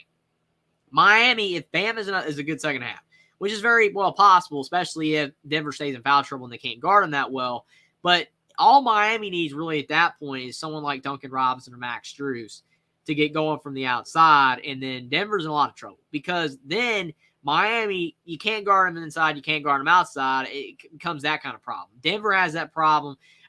Teams that play against Denver have that problem, because Denver is so great on the offensive end from the outside and in the inside. They've got players like Porter Jr. and Gordon that can shoot the three, but they're also, especially Gordon, more of down low players. They're guys that score in the post, in the paint, backing players down. Jokic is a center that can do everything down low, pass the ball to whoever he wants to on most nights, and he can knock down the three. And, of course, Jamal Murray is the quintessential elite NBA guard that can do it all. So that's the thing about Denver. They don't have many weaknesses. But tonight, it's not really that their weaknesses are getting exposed. They're just struggling a little bit. And they're only down by 7. So for Denver, they're all they need to hope for is that they play a little bit better in the second half, and that Miami just does not get anyone really going. You don't want Jimmy Butler to get going. Jimmy Butler, that's been the biggest thing that's helped out Denver this entire playoff series, which is why they're up 3-1, because Jimmy Butler has not had a game yet where he's taken off. He has not a game where he's scored 40 or 45 or even 35. I think the best game Butler's had is like 25, and that's a good game, but that's not what Jimmy Butler is capable of. So Denver's been lucky in that regard. Bam's had some solid games because Jokic sometimes isn't the best defender, but still, they've been lucky that Strus and Robinson haven't really been knocking down as many threes, in some of these games. They have been, but it hasn't been enough like they were in the Celtics. So even Caleb Lamar, throw him in there as well. Those guys were just against the Celtics in the games they won. Were knocking down 3 after 3 after 3. In this series, it just hasn't been as much. They've had their moments, but it hasn't been enough, for Miami to be able to beat Denver consistently, which is why they're down 3-1. Well, Tyler Hero play. That's a big key. Tyler Hero, according to the broadcasts, they said that he is available to play tonight. He hasn't played yet. He did not play in the first half. I think a big reason why that's the case is because Miami's currently winning the game. If Miami fell behind by, more than what they fell behind in the first half, there's a shot he would have come in, because maybe Erik Spoelstra's like, well, what we got out there right now isn't working. And if Tyler Herro comes into the game, he's going to be able to potentially knock down some shots. And if he does, that will give us a shot to actually not get destroyed in this game and lose a series. Maybe that will help us out. But luckily for, the Heat, they haven't needed Herro in this game yet, because they came back with the players that they have. They're up by 7 right now, so they don't really need him. So we'll have to see. It's going to be interesting. But Tyler Herro is a wild card. We'll have to see if he plays at all or not. It could very well depend on how Miami's doing in this second half. But Denver, I wouldn't say they had a bad first half, but this is not the type game necessarily that you would want, because if you don't win this game and it's because you had a, C- type game, especially considering the last 2 games that Denver's played, they were B+, A- type level of play, that is a drop-off. And it's highly shocking, for people that were probably expecting Denver to roll over and win this series easily, roll the Heat and just get this series over with and win a title, because they looked unstoppable at Miami. I mean, you're on the road at Miami, which is a really tough place to play, and you'll beat them both times fairly comfortably, especially in Game 4. I know a lot of that was Christian Braun off the bench, and then Murray and Jokic were just incredible. But it doesn't matter. That was on the road. Now you're at home. Like, you would think playing at home would make it easier for you. I don't know, if it's the fact it's the added pressure of wanting to make your home crowd happy. I have no idea. But usually the home crowd is supposed to make it easier for you. But for whatever reason, all this is getting defied. The law of averages isn't really working here for Denver or Miami in the home, home court advantage regard, because of the fact both teams at home have been losing more than they've been winning in this series particularly. Miami's been doing it to everybody. Denver has been, avoiding that this whole entire NBA playoff. They've won every home game in these playoffs until this series where they lost Game 2 at home. But if Denver wants to win the series, got to win this game. Got to win it. You're not going to potentially lose a series if you don't win, but you just don't want to keep giving Miami chances, because that will build their confidence and it'll make things a lot more intriguing. I know a lot of people, especially if you're not a Denver fan, you want the series to continue. More basketball is always fun. I definitely will try to be here to cover. It'll be a lot of fun for sure. And I really appreciate you guys for being here all NBA playoffs long. It's been a lot of fun streaming these games. You guys have been awesome. I really appreciate you guys so much. Thank you so much for being here, because without you guys, it would not be worth doing it all. You guys are the best. It's a lot of fun. You guys are awesome. And I really appreciate you guys for being here all playoff long. There's been some great games. This might be the last game. If Denver wins, might be the last game. But even if it is the last game, it's been a lot of fun doing these games. And definitely really enjoyed it for sure. It was a lot of fun. Thank you guys so much for being in the audience, in the chat. I really do appreciate it so much. You guys watching the game with me means so much. But definitely, we might have some more basketball if Miami can get it done. So it's not completely over yet. We're going to see what happens at the end of this game. It's been a good game so far. Miami up 7 at the half, doing just more things well overall than Denver. But Denver can just flip a script so quickly and get rolling so quickly that for Miami just can't lax up at all. It's going to be really interesting to see what happens. Jeff said this is going back and forth. It's been a back and forth game. I agree with you. Denver's been leading. Miami's been leading. It's gone back and forth. And that's the type of game you want in a game like this. Elimination game, all the marbles, NBA Finals. Both teams can make history with winning the finals. I mean, this is a big deal for both of these teams. It is a big deal. So for sure, I mean, you definitely love to see a back and forth game. It makes it so much fun for sure to see what's going to end up happening. It's all over the place. You just cannot beat it. Music and movies with Esco. Thanks for stopping by 96, Esco. I really appreciate it. Since Denver looked like they were about to rout, and then Miami storms back. But again, I really appreciate you for stopping by, Esco, and I agree with you. Denver, I mean, they started out the game up by almost 10 points. They were doing great. And then it just kind of like Miami got back in the game. They built some confidence. That was big for Miami. It was early in the game. You never want to see the first run, especially by the home team. It's like, oh, no, they're going to blow them out. The series is over. You never want to think that. And Miami didn't think that. They were like, you know what? We started out the game a little sluggish. Let's just get right back in the game. And how Miami did it was driving in and getting Denver in foul trouble. That was so smart. Get Denver in foul trouble. Because if you do, it makes it where they can't defend you as hard. Denver kind of laxed up a little bit. Denver could not defend Miami as hard, because they had guys in foul trouble.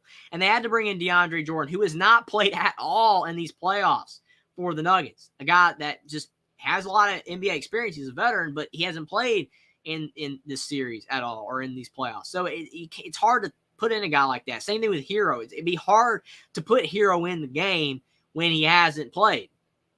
It would be tough on that player. It would be tough on the rest of the guys around him playing with a different guy. It's really interesting. They're all teammates and they all play in practice, but still a whole different ball game when you're in the ball game for the first time in a long time with your team. It's really interesting for sure. But definitely, Miami getting Denver in foul trouble, preventing them from playing as tight a defense as they have all series long. That's a big reason why Denver fairly easily beat Miami in Game 3 and Game 4, because of the fact that Denver was doing a great job on defense. They slowed Miami down in Game 3 and Game 4. They slowed them down. They made them take tough shots, and they made it where they couldn't get to the line. They were not fouling them. So Miami was not getting free points at the line. They weren't really getting any easy buckets. There was one game where Miami had an abysmal 2-point field goal percentage, especially in the paint. It was like 30-something%. And that was just because how good Denver was doing. I think they had a game like that against the Celtics as well. But still, Denver is not defending at as high of a level as they have in this series. They're not doing a bad job. Miami having 51 in the first half is not an astronomical number. It's not like Denver's doing a terrible job on defense, but you can tell that they can't defend at the rate they want to because of the foul trouble. So if Denver can go throughout the third quarter without really picking up any additional fouls, then that fourth quarter, Denver can get back to their old defense playing extremely hard, and then that might be when Miami folds. And Miami could potentially lose this game. It's going to be interesting to see how the foul trouble plays out for Denver. But I agree with you, Esco. Again, really appreciate your stopping by, but definitely, for sure, Miami storming back was huge for the prospects of this being an entertaining game. It's been awesome so far. He also said it's been a very peculiar beginning, and Hello Only Talk Sports. Again, appreciate you stopping by. Definitely peculiar beginning because of the swings. It was so quick in the game. It's like you blink and you're 10 minutes in the game and you've already seen like 4 lead changes and big momentum swings both ways, where it looks like Miami's in great shape and it looks like Denver's in great shape. It's crazy for sure, but it's been a very entertaining game so far. A lot of fun. I'm sure everybody is enjoying it. And again, we might have more basketball action. We might have more basketball action for sure if Miami can somehow steal another game at Denver. They can steal another one at Denver. I mean, you never know. This finals could get really wacky. Nana says, great game so far. I really appreciate that, Nana. I really appreciate you still for being here, but definitely it's been a great game overall so far for sure. We got a whole second half left to play. Miami's up by 7 at the half. Again, halftime leads don't matter. What matters is being in the lead at the end of the game when it's 0-0 at the end of the fourth quarter. So Miami leading by 7 at the half does not mean anything at all, but still, it is a good sign for Miami that they are playing this ball on the road yet again after they did win game 2 at Denver.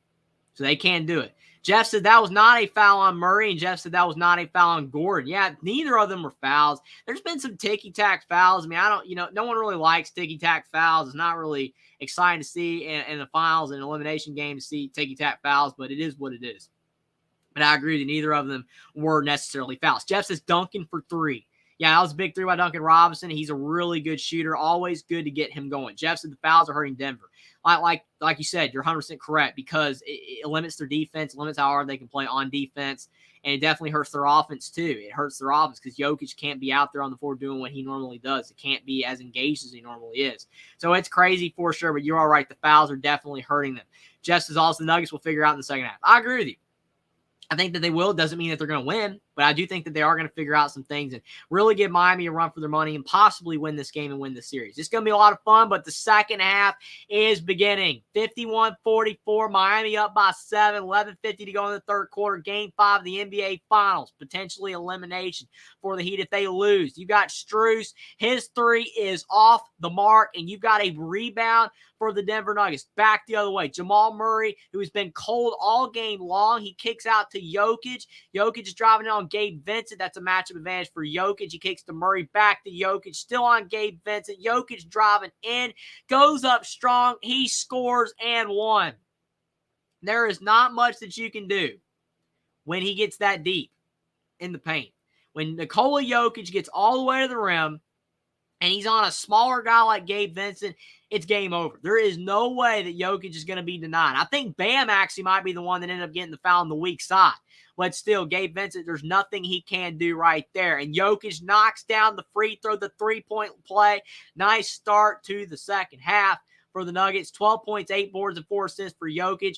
He's doing a pretty good job in this game. Could possibly get a triple-double if he continues his high level of play, especially if he can get the assists up, if his teammates start knocking down shots. And Miami's now back up by 6 because Max Strus scores again, starting out the second half well, just like he did the first half. He's got 10 points. He's 4 of 7 from the field. 6-point game. Jamal Murray to Jokic, back to Murray. Murray still trying to find his way. Kicks to Gordon for 3, and Gordon's shot is off the mark. Bam with the board. Bam has to be at a double-double. Now, not a triple-double. That's Jokic's department. But Bam, I think, has a double-double because he's got 10 boards now to go along with his 18 points. Gabe Vincent gets a ball screen from Bam, and that's a big shot for Gabe Vincent and Miami Heat fans. Gabe Vincent has been cold for a few games, the past couple games, and he only has 2 points tonight. That's his first shot to fall, but that's big for Heat fans to see Gabe Vincent finally get a shot to go. Jamal Murray misses a shot that he can make relatively easily on the other end. That's a shot that he is always really good at. Just could not get it to fall right there. Bam driving into the lane with Jokic on him. His shot is short. Still an 8-point game. 10 to go in the third quarter. Down the floor. Murray just threw it right to Jimmy Butler. What was Murray doing? Bam down the floor. Bam misses the shot, and now Porter Jr. back the other way. Both teams, it's getting hectic now. Now you've got Porter Jr. for 3, off the mark. Kevin Love with the ball. We're going back the other way. And you got Eric Spoelstra telling him, try to calm this thing down. This game's getting kind of wacky. 9:40 to go in the third quarter. Both teams running the floor. Some crazy shots. In Denver, another bad statistic for them. They're 1 of 17 from 3. The fact they're only down 8 and they're 1 of 17 from 3 is insane. You've got Butler to Strus. His shot's off the mark. You've got Jokic with the board right there, up the floor. Porter Jr. kicks in the corner to Caldwell Pope. Back to Porter Jr. 8-point deficit for the Nuggets. Porter Jr. in the lane over Bam, and he gets the bucket to fall. 55-49, 6-point game. 9 to go in the third quarter. Gabe Vincent back the other way for the Heat.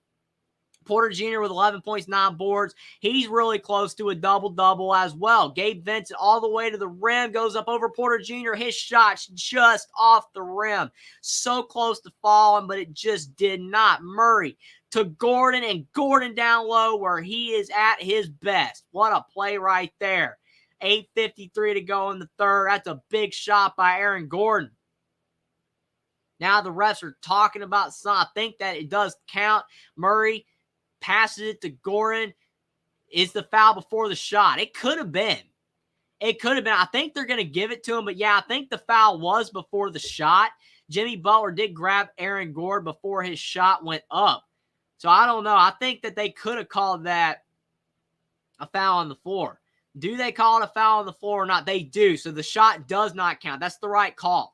Butler found him clearly before the shot attempt went off. So Denver still has the ball down by 6 with a shot to score and cut it to 4 again after Gordon's shot did not count. And Murray fulfills that role, getting it to a 4-point game. Murray off the dribble, and that's the type play that could get Murray going in a heartbeat. He is so good off the dribble. Shots aren't falling, get to the rim. It's always good to do so. Kevin Love, though, 4-3 on the other end, 58-51.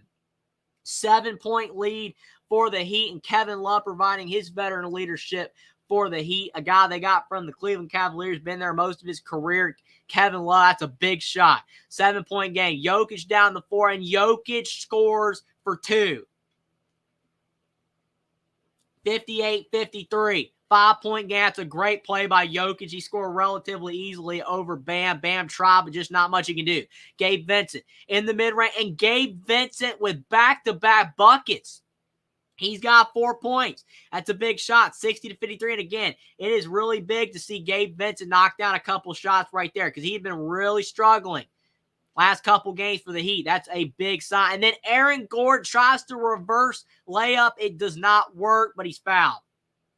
So 60-53, 7:45 to go in the third quarter. And Aaron Gordon will have a couple of free throws. He's a guy that definitely does struggle at the line. He can knock him down at a decent rate. He's a guy that shoots around 70% at the line, but sometimes it seems like he struggles a bit more than that, but he can knock down free throws. Justice, the Joker, is going strong. I agree with you. Once Jokic gets going, it becomes a problem for Miami because he is hard to stop once he gets rolling, once he's starting to get his passing going at a high level and he's rebounding and he's scoring. It's just so tough to stop. And then when you start to get others like Aaron Gordon, Michael Porter Jr., Jeff Green involved, it is so tough to stop. You've got Aaron Gordon with the second free throw. It's short. He hit the first, but he missed the second. So right on cue, Gordon struggling to knock down both free throws there. Murray down the lane. He misses, and Jokic with the putback. 60-56, 4-point game. Murray almost hit a ridiculous shot. It was off, but then Jokic is right there doing the dirty work on the offensive glass. And again, big reason why Denver's only down 4 is because of their presence on the offensive glass. Jimmy Butler misses in the mid-range. Denver back the other way, 4-point game. Jokic now with 16 points, 13 boards, and 4 assists. It seemed like a couple minutes ago that Jokic didn't even have double-digit rebounds. He's picked up quite a few rebounds in a couple of short minutes. Jokic down the floor. They call a foul. 7:02 to go in the third quarter. We might have a timeout on the floor. Or maybe not. I think they're continuing. Like there's about to be a timeout on the floor, but I think the game is continuing. Murray, man, that was a really tough layup that he almost made, but then Jokic is right there. Like he might have been fouled. It looked like Kevin Love helped him too. Kevin Love might have helped him tip it in too. But Jokic's first free throw's off the mark. Crazy. So it's 60-56 still. Jokic missing a free throw. That is really tough right there because Jokic is a guy that does so well at the line. And he misses right there with that first free throw. That is so tough. You got to do a better job at the line. Denver's still below 500 at the line. He does hit the second, though. 60-57. So it's a 3-point lead for the Heat. 6-13 in the line for Denver. 9-11 in the line for Miami. Gabe Vincent for 3. Gabe Vincent can't keep the hot streak going. This last couple makes he misses there. Jamal Murray on the other end, and Jamal Murray for 3. We've got a tie game, 60-60, and there's a timeout on the floor. 6:44 to go in the third, and again for Jamal Murray. You just see the ball go through the net. He gets that layup to go, and then he knocks down a big 3 in the corner. 60-60, tie game, 6:44 to go in the third, and we do have a timeout on the floor. B. Harvey, thanks for stopping by. Says, how many points did Jimmy Butler have? I think he has 8 points right now in this game. He only has around 8 points. He's definitely not having the impact that he was having for Miami earlier on in their playoff series against the Knicks, against the Bucks. It just hasn't been the same. Jimmy buckets. He can still score and get his points around 20 to 25 points in most games. But definitely, if you are the Miami Heat, you got to see Jimmy Butler start to get more shots to fall. It's just not really going to be sustainable if he's continuing to hover around, 14, 15 points in the fourth quarter. He needs more points than that. But he has 8 points, but I really do appreciate you for stopping by, B. Harvey. Go Tigers. Thanks for stopping by, Edward. He says Denver ends it tonight. Yeah, I think that Denver has a very good chance, Edward, of getting the job done. I mean, again, they're on their home court. They've got the home crowd on their side. They're a fantastic team that's really deep, but it's one of those things with the Nuggets. You just can't let the fact that you are up 3-1 get to your head. That's the thing Michael Malone has been telling his team over and over again. Can't overlook Miami. Doesn't matter that we're up 3-1. We're at home. We need to finish this now. Play 4 good quarters of basketball. And they haven't done a bad job. I mean, they're tied now. They are tied in this game, and they've had some massive struggles in this game. A lot of turnovers, a lot of missed free throws, but they're starting to clean up those things. They haven't turned the ball over as much since their struggles in the early part of that first half. Done a better job at that. Hitting their free throws now. So, yes, Edward, Denver definitely can end in the night. They definitely can. Go Tigers says, Bam, baby fit for Joe. Yeah, Bam sometimes does get worked on the boards on the offensive and defensive glass, and he struggles when Jokic gets in the lane. There's just not much that he can do. But I will say Bam has definitely had his fair share of success against Jokic, especially on the offensive end, because Bam's got a double-double. Bam is a double-double. He's got like 18 points, 10, 11 boards. So he's not playing awful. I mean, he's definitely getting his points, which he has to have. I mean, when you've got a guy like Jokic who's definitely a much better offensive player than a defensive player, if you're going to get destroyed on the defensive end because you can't stop Jokic, and so your defense isn't there. You got to score on the guy. And Bam has been. He's been scoring on Jokic at a fairly high level. But on the defensive end, it has not been working. Neither of them really defended the other that well. I think Jokic's done a little bit better of a job. Bam's trying, but there's just not much that he can't do for sure. So it's very interesting there. But definitely that is a funny one. Edward B. Harvey says, yo, I really appreciate you again for being here, B. Harvey, and you, Edward, as well. Go Tiger says, tie game. I mean, this is what people want to see. A close game, 60 all, middle of the third quarter. Who's going to take home the crown? Will it be the Nuggets literally taking the ring and the title? Or will the Miami Heat keep it alive? Will the Miami Heat get this to Game 6 back in Miami, where ironically they have had their most struggles at home?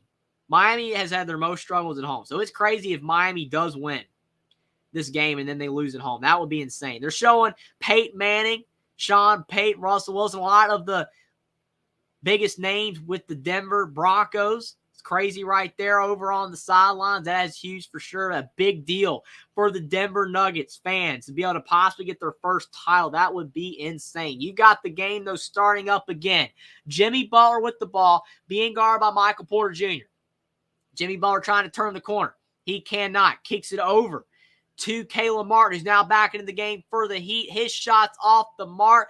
Bam can't get the board, and you got Denver going back the other way. Off to the races. Murray gets in the mid-range, kicks it back out to the three-point line. It's a wise play by Murray. Murray's starting to get going a little bit in the second half. Murray trying to dribble around, kicks to Porter Jr. Porter Jr. off the dribble, takes a step back, two over Bam, and Porter Jr.'s shot is just a wee bit short. Back the other way for Miami. You've got Butler. Butler down the lane. Butler over Caldwell Pope. He can't. He's still trying to make a move. There's no one there. Finally kicks it to Strus. Strus in the lane. Strus to the rim. And Strus with the score. 62-60. And again, a very unselfish play by Jimmy Butler. Knew he had no shot to get that ball over KCP.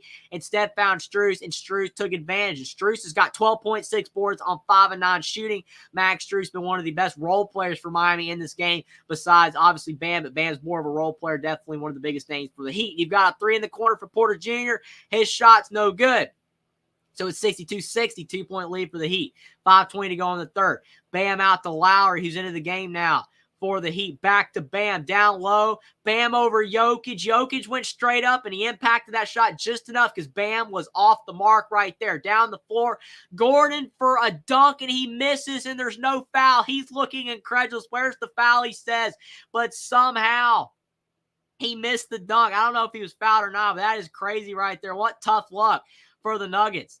It was almost a backcourt violation on the Heat, but they do retain, and they say it was deflected by the Denver Nuggets. Lowry over to Caleb Martin. 4:40 to go in the third. Lowry for 3. His shot's just a bit short. Martin with the board, poked away by Jokic. Martin saves it, but it ends up going into the hands of Aaron Gordon. This is crazy. Both teams fighting for the ball all over the place. KCP for 3. His shot short. Probably needed to back that out, get it to his teammates, find a way to get a good play, but he thought he had a good-looking 3 there. Fairly open, just didn't make it, just off the mark. And Denver is still struggling mightily from the three-point line. Butler in the lane with a step back, too. He missed the shot. He almost drew foul as well. That was crazy. I don't know how he got that shot off, but it was just a little bit strong. Murray down low. That's a terrible pass. Tried to get it to Gordon. Lowry with the steal. Lowry to Martin, and Martin to the rim, and Martin scores 64-60, and there's a timeout on the floor. I don't think Michael Malone is liking what he's seeing. Miami just keeps resisting Denver's runs. Denver got back in the game. Denver tied up the game, but now you've got the Miami Heat responding, and they are back up by 4. So the Miami Heat, they're saying that we're not going anywhere. We're not giving up in this game whatsoever. They're doing a really solid job scoring the basketball from the three-point line. They're knocking down some outside shots. They're getting to the foul line. They're getting to the rim. Whereas the Denver Nuggets, they have literally no offense outside of the paint right now. Their three-point shooting is abysmal. They barely hit any threes in this game at all. And the fact they're only down 4 again is still a bad sign for the Heat, though, because all it takes for Denver is a couple threes to fall. KCP, Jamal Murray, and then Miami's in a lot of trouble. So Denver's still not in a bad place at all, but still, every time Denver comes back, looks like maybe this is their time that they're going to take over in this game. You just see a response by Miami. Jeff says Murray for 3. That's a great sign for Denver. Again, you are right, Jeff. That was a big 3 by Murray, but then it hasn't really amounted to many more threes. Still, Denver's shooting percentage from the outside is awful. Miami's doing a much better job. Again, all it takes is a couple threes to go down. Murray hit 1, but 1 is definitely not going to be enough. But like you said, Jeff, it was a big shot nonetheless. Go Tiger says, on offense, he'll get his joker as a traffic call on defense. That's funny for sure. I like that one, Edward. That's very funny for sure. Definitely some truth to it. I mean, again, Jokic on the defensive end is just not the best. It's crazy. I mean, you talk about Jokic. He's one of the best players in the NBA. He is fantastic. What he is able to do at his size, passing, rebounding, scoring is incredible. The defense, though, just isn't always there. He can defend. It's not like he's completely off on defense. Just isn't, gotten all the way to the point where you could say he's a good defender. He can defend, but is definitely the weaker side of the ball for him. I think he's just so good at offense, it makes his defense look so much weaker. But definitely very interesting for sure, but hilarious, Edward, nonetheless. RC covers the WNBA and NBA. Appreciate you for stopping by. Says total bedlam. I agree with you. It's a great game. Miami up by 4. Mile High Arena trying to get engaged, trying to get on their feet, but every single time that they do, the Miami Heat just find a way. They're getting ahead. They're up by 4 right now. Michael Malone not happy, calls a timeout. We'll have to see what happens in the final 16 minutes of this game, though. Can Miami stay alive in this series? Get it back to the Heat. Get it back home at Miami, where, again, they've struggled at home. Well, it'd be ironic if they lose in Game 6 on their own floor. That would be incredibly insane. You would think it would be here with Denver at home, but still, Miami's been a great road team. All playoff long, they've been a great road team. They've struggled at home. That's been their biggest issue. So it's going to be interesting if they do find a way to lose at home yet again in the series. But still, they could lose tonight. Miami could lose tonight. It could be all over. We got no more NBA finals, no more NBA playoffs. It has been a lot of fun if that is the case. Again, I really appreciate you guys so much for being here for all these games. It means so much. You guys have been the best for sure. But if this is the last game of the 2023 NBA playoffs, it has been so much fun to cover. We're almost done regardless, even if Miami keeps it alive. So we're down to our last couple of games. But Denver, only 16 minutes away from winning potentially their first NBA Finals as a franchise if they do win this game. And Jokic, he's going off on the sideline. He's wanting his team to get rolling. He knows how important this game is in the situation that they're in. This is the game that they need to win, that they have to have. Jokic getting after his teammates. So that's a good sign there for Denver fans. Jokic, though, doing his part. He's got 17 points, 14 boards, and 4 assists. He's having a solid game. He needs more help from his teammates. Jokic down low. His shot just fell off the rim. Had a great look, just would not fall right there. Duncan Robinson for 3. His shot is short. Aaron Gordon, he's got the board going back the other way. 3:20 to go in the third. Gordon backing down Duncan Robinson, kicks to Bruce Brown, and Bruce Brown and Gabe Vincent going at it, and there's a top. I don't know how that was a top. That is crazy. Unless somehow Gabe Vincent got all ball in that play. Let's see. You've got going down the floor, the Miami Heat all the way down the floor, and somehow that ended up, you got Bruce Brown and Gabe Vincent on the other end. Wow, that is crazy. I think Gabe Vincent got all ball.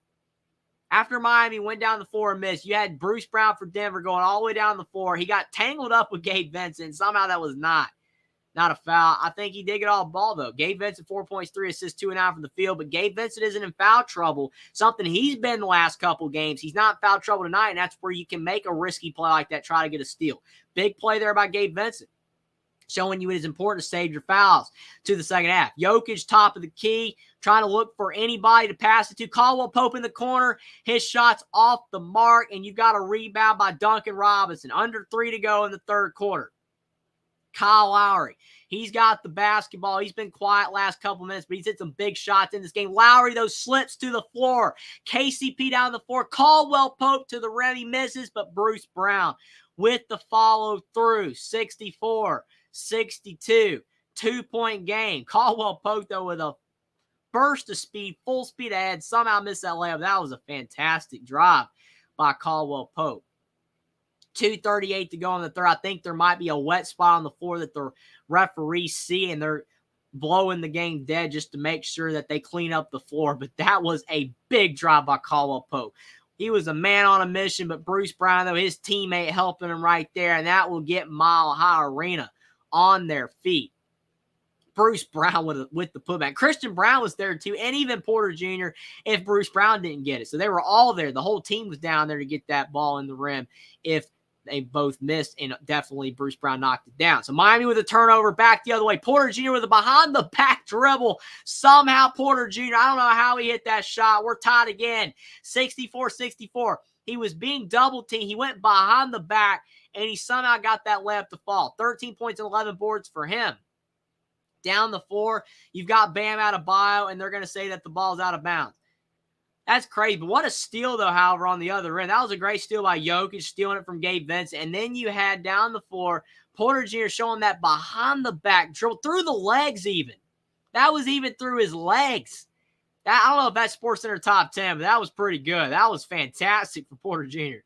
Duncan Robinson trying to find anybody, gets it to Vincent, and Gabe Vincent scores again. So Gabe Vincent being an impact player on both ends of the floor in this game, looking more like his old self from the Celtics series.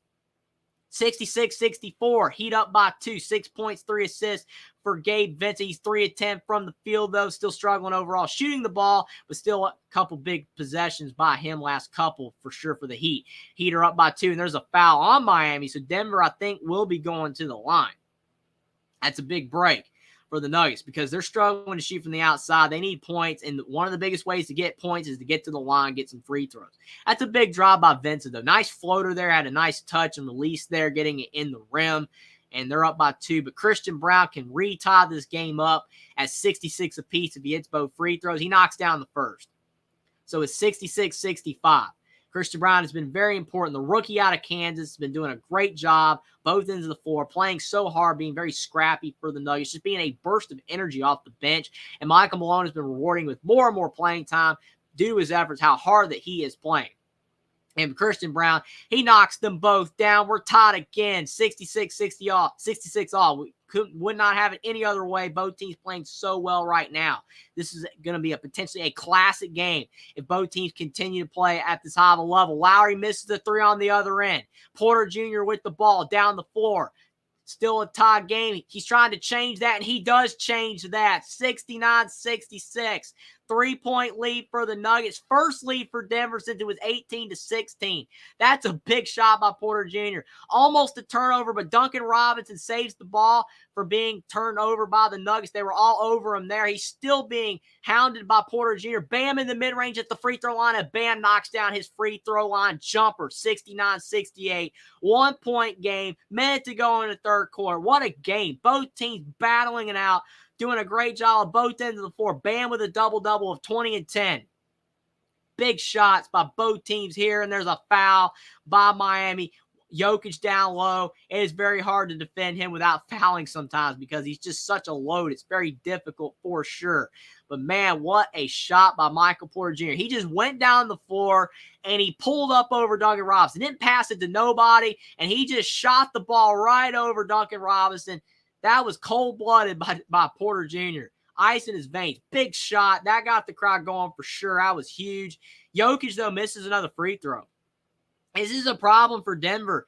I don't know. They're missing a lot of free throws. If they do lose this game somehow, the free throw line is going to be a big reason why. They're under 500 at the line. 50%. They're under 50% shooting at the line. They're really struggling from the stripe. Got to make a free throw, especially at home when the home crowd is on your side. Jokic's second free throw is good, so he does at least make up for part of it there, splitting that pair. 70-68.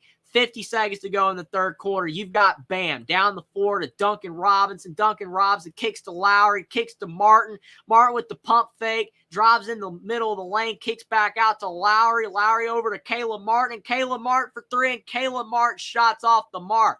Kyle Lowry, he gets the offensive rebound, pulls from 30 feet, and he knocks down the 3. Kyle Lowry looking like Raptors Lowry there with that shot. What a 3. That was a 30-foot 3. He made it look easy. He's got 9 points. He's 3 of 7 from the three-point line. Again, the Heat are doing a much better job from 3 than Denver. Their shooting percentage is way better. That's a crazy shot right there. Crazy possession. 71-70. Heat lead by 1. We've had a lot of lead changes. Jokic to Bruce Brown. His shot's off the mark. And you've got Duncan Robinson with the board. Kicks it over to Kyle Lowry. Lowry driving past Gordon. Lowry with the turnaround. Lowry with the shot. It's off the mark. And that's the end of the third quarter. 71-70. Heat lead by 1. What a third quarter. That was a great third quarter. Both teams were giving it 110%. You have Miami. They led 51-44 at the half. So Denver did win that quarter. Denver scored 26. Miami only scored 20. But the Heat clinging to a 1-point lead thanks to Kyle Lowry's big three at the end of that third quarter. And we're 12 minutes away from either the Nuggets winning their first NBA title ever, or we're going to have a game 6 in Miami, because Miami's going to stay alive if they win. It's going to be very interesting for sure. Should be a great fourth quarter. I'm very excited. RC covers the WNBA and NBA. Only Talk Sport this game is at least very exciting. 100%. I mean, that's what you want to see. I mean, if you're an NBA fan or a basketball fan in general, sometimes you'll watch a game even if it's a blowout. But when you got games like this and it's close, both teams giving 110%, and you don't know who's going to win, everything's on the line, all the marbles, all that kind of stuff. I mean, the game is so important for both teams. Elimination game. Miami loses, they're out. Denver wins, they win their first title. This is huge stuff, and it's in a very exciting game. This would be a great way to end this series, even if Miami loses, as long as it's a close game down to the finish. You just like them to be a close game, like these games to be really close. Nothing else beats that for sure. Jeff says it's a crazy game, 100%. It has been hectic from start to now, to the end of the third quarter. Can't say to finish because we got the fourth quarter left, and you never know. One of these teams can go on a big run. The Nuggets or the Heat could go on a big 15-0 run, put this game away, and then we're looking back on it. It's like, well, not a very close game, but at least through 3 quarters, it's been great. But I agree with you, Jeff. It's been a crazy game. Bold Prediction Sports Media, thanks for stopping by. So shout out to you. Play-by-play is a lot of work.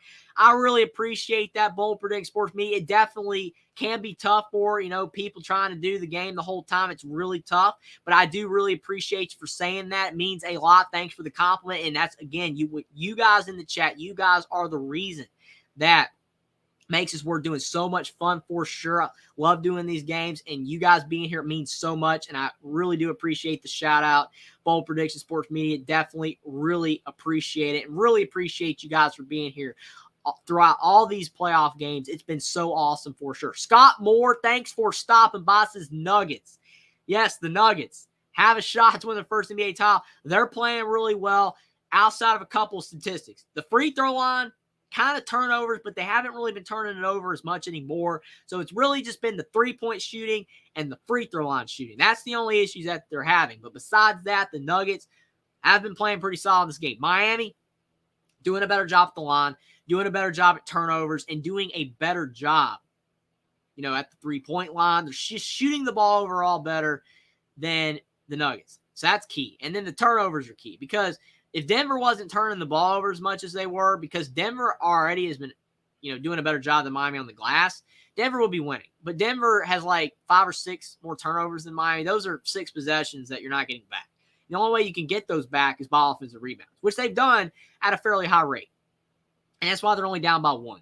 But it's going to be interesting. Scott Moore, definitely the Nuggets, they could win. It's going to be crazy. I know a lot of people do want to see the Nuggets win their first title. Some people do want to see the Heat win, be the first AC to get it done. And plus, Heat fans want to see their team win as well. But I know a lot of people want the Nuggets to get it done. It'd be really cool. NBA history will be made for sure with them getting their first title. That would be awesome for the city of Denver. It'll be awesome for their fans, and it'll be so awesome for Jamal Murray, Nikola Jokic, and all these guys to get their first title. And, with Murray being hurt and out for so long, that really hurt their chances to be able to get it sooner, possibly.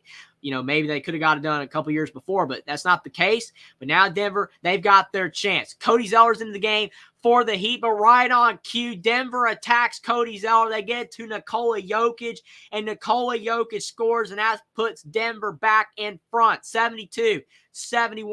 11:20 to go in the fourth quarter, 1-point game. Nuggets lead by 1. You've got Butler driving the lane, kicks to Cody Zeller. Over to Duncan Robinson.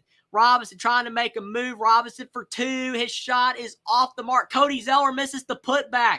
Cody Zeller had a really good attempt with a putback. Couldn't get it to fall. Now Jokic down the floor. Denver with a chance to extend their lead. Gordon in the mid-range. Kicks to Bruce Brown.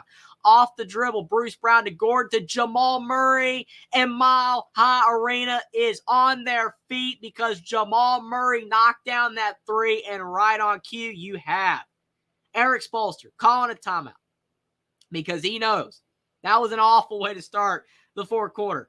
Denver with back-to-back buckets. They have a 4-point lead, and you've got Erik Spoelstra quickly pulling the trigger on that timeout, getting his guys back to the sideline, trying to settle them back down. Let the crowd try to settle back down. Miami quickly down by 4. RC says only talk sport Miami trying hard to hold off the Champaign Coronation. I agree with you, RC. I mean, it will be definitely lit tonight in Denver if the Nuggets win. The city will be rocking it for sure all night. Everybody's going to be so excited, getting their first title. Just, that you can't even explain it into words how big of a deal, and how the scene's going to be in Denver, Colorado tonight. It's going to be crazy. But like you said, Miami trying to prevent the celebration from happening. And even if Miami wins, doesn't mean Denver's not going to be able to celebrate. It just means Denver's going to have to wait longer to celebrate. It's going to be delayed gratification if Denver does win in 6 or 7 games. Right now, Miami just trying to stay alive. That's all they got to do. Just stay alive as long as possible. Give themselves a chance maybe to win the series. They can get it to 7 games. But right now, down by 4. They've had several moments where they look like they could win this game. They still could win this game, but that was a tough way to start the fourth quarter with Denver hitting back-to-back buckets. Spoelstra definitely not liking it, calling TO. The Gulch, thanks for stopping by. Says, hey, folks, sounds like tired legs, low-scoring game. I mean, I agree with you, the Gulch. I think the tired legs could be playing a role. I also think just the fact that the defense has really been there. I mean, both teams are playing hard. Like, if there was no defense, I think that the score would be higher. But to your point, I do feel like both teams do look fatigued. I kind of why the scoring is low, because there have been some open shots, and they've been misses because a lot of them have been short, I think, because of the tire luck. So you are right, the goals, I think that's part of it, but I also think the defense still has been pretty intense, and that has played a role as well. It's kind of 50-50. It's the tire legs, and it's also the defense. But most importantly, do appreciate you for stopping by the Gulch. RC says only talk sports. It's something about having your playoff live in the line that makes a team give their all. 100%. I mean, look at the Celtics. They were down 3-0, and they could have just bowed out. And yes, the Celtics did not win the series. They ended up not being the first team to ever come back from 3 down. But at least they won all 3 of those games, tied at 3-all, then they lost in 7 games. But like you said, sometimes when you're on the brink and it's almost all over, that's when you play your hardest. Like you said, 100%. It's crazy. Miami has responded in this game, several moments of this game. They've been playing really well. But right now, they're on the ropes yet again, because they are down currently by 4 points. There's only 11 to go in this game. The crowd for Denver is engaged. Miami's going to have to find a way to settle it back down, try to get the momentum back their way. They cannot fall behind by around 10 points in this fourth quarter or more. That might be the end of Miami. They've got to keep it around here and then try to get the momentum back, maybe hit a couple big shots. Still, oddly enough, no Tyler Hero. He's available, but no Tyler Hero. What if Miami gets down by 7 or 8? Will they bring him in, thinking maybe he can hit some shots? Who knows? Probably Erik Spoelstra does not want to mess with it at all. Probably just wants to keep the team that he's had out there the whole time in. But it would be interesting if Tyler Hero came into the game and he actually changed the game, made a complete impact because he came in and started making shots. That would be insane. Jackson Johnson, thanks for stopping by. Says right now the Nuggets are one of 11 active franchise without an NBA title, but that could change tonight. Yeah, for sure. A lot of franchises still don't have an NBA title. Maybe eventually all the teams will, but it's definitely going to take a lot of effort for some of these franchises that have never won a title, because a lot of them are in bad shape right now. They just need to build and keep on building to finally get to where the Nuggets are at. The Nuggets, they were nowhere near this good a few years ago, but they've got players now. They've got a really solid team. Miami with the ball. Butler was denied. Bam got the offensive board. Lowry at the top of the key. Back to Jimmy Butler. Heat down 4. 10:30 to go in the 4. Butler kicks to Caleb Martin. 2 on the shot clock, and Caleb Martin flips the ball in the net.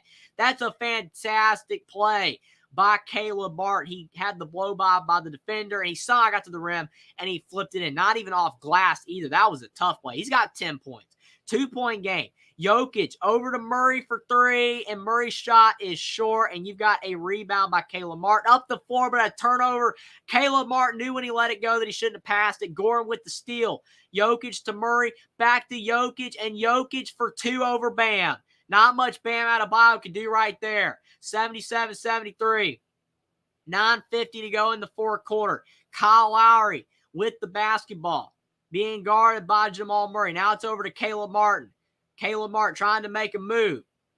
Caleb Martin kicks to Duncan Robinson. 5 on the shot clock. 9:40 to go in the fourth. Robinson over to Lowry for 3. And Kyle Lowry knocks down another 3. He's got 4 threes in this game. 12 points. And the Heat are down by 1. What a shot right there by Kyle Lowry. That's incredible. 9:20 to go in the fourth quarter. We've got a 1-point game. Bruce Brown to Jokic down low. Jokic on Bam again. And Jokic scores again. 79-76. Bam just can't stop Jokic. Jokic is going to get his points. He's just going to keep scoring. He's got 24 points, 14 boards, and 4 assists. Having a fantastic game again. Just doesn't have a lot of assists because his teammates aren't making shots. Duncan Robinson down low to Bam. Bam falls hard on his back. I think he's okay, but he missed a shot. Murray down the floor. Murray to Bruce Brown.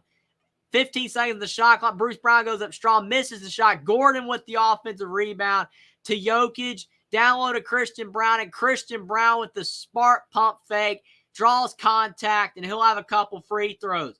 8:44 to go in the fourth quarter. There have been a lot of undisciplined plays in this game of players trying to go up and to block a shot when it's like you can't do that. You've got to be able to stay in front of your guy. You can't jump up in the air before they go up with it, because every time you pump fake, that's when you're going to get your defender in the air, and that's when you're going to draw it foul. Smart with the offensive player, but the defensive player has to have, the mentality of stay in front of my guy. Don't jump until I know he's shooting the ball. Just is not going to be good for you if you keep, biting for the pump fake and then getting fouls. Denver was doing that a lot in the first half, and now Miami's been the team that's been doing it more. But still, not going to matter if Christian Braun can't hit the free throws because he misses the first. That's big right there. He misses them both. Missed both free throws. I could have put Denver up by 2 scores. So Miami, that's a big break for them. Didn't cost them any points because Christian Braun missed both free throws. 8:30 to go in the fourth. Jimmy Butler, top of the key. Butler trying to drive in the lane, get past Jokic, kicks to Robinson in the corner. Robinson being hounded by Christian Braun. Back to Butler to Bam. Bam down low, and he misses the shot. Really good defense from Jokic. Really good defense from Jokic. He stayed on him the whole way. 8:10 to go in the fourth. You've got Murray driving and kicks to Christian Braun, and he loses the ball out of bounds. Threw it away. Looked like Jamal Murray on that play right there. Just kind of got caught in no man's land. He was trying to find the open guy, and he got all the way almost to out of bounds, and then he was trying to kick it to somebody, and there was nobody there, and he threw it away. Another mistake for Denver. They've had a lot of turnovers in this game. That would be a big reason why they lose this game, because they've had definitely more turnovers than Miami. Butler with 8 points and 5 assists, 2 of 11 from the field. Butler needs to get going. He only has 8 points. Butler misses another shot. It almost went in, just did not fall, and Bam couldn't get the offensive board. Denver back the other way. Christian Braun to Aaron Gordon in the corner. Gordon's three's off the mark. Bam with another rebound. Bam has been racking up a lot of boards in this game, just like Jokic has. Lowry, top of the key. Murray on him. Lowry's backing and back out. 10 on the shot clock. 7:30 to go in the fourth. Lowry off the dribble. Driving in. Bam and Murray got caught up a little bit like they ran into each other, but no foul is called. Max Strus misses the layup. Miami had a great attempt at the rim, couldn't get it to go, and then Christian Braun back the other way. He misses the layup. Looked like the shot was blocked. Lowry back the other way. This is crazy. Both teams are going back and forth here. Nobody's scoring. Butler to Strus. Strus driving. Strus with Bruce Brown on him. Now it's over to Kyle Lowry again. 5 seconds on the shot clock. 7 to go in the fourth. Lowry, he's blocked by Gordon. What a block by Aaron Gordon. Now Jamal Murray's going down the floor. This is incredible. Both teams are playing fantastic on defense. Mile High Arena's in the air. Murray's trying to get the crowd going. Murray off the dribble. Murray with a mid-range jumper, and Murray knocks down the shot. 81-76. 6:42 to go in the fourth, and there's a timeout by Erik Spoelstra. That's a big shot by Jamal Murray. Jamal Murray takes the ball down the floor all by himself, and he just goes up with that jumper, and he knocks it down. That's a big shot. That puts Denver up by 5, 81-76, and Miami is in a little bit of trouble.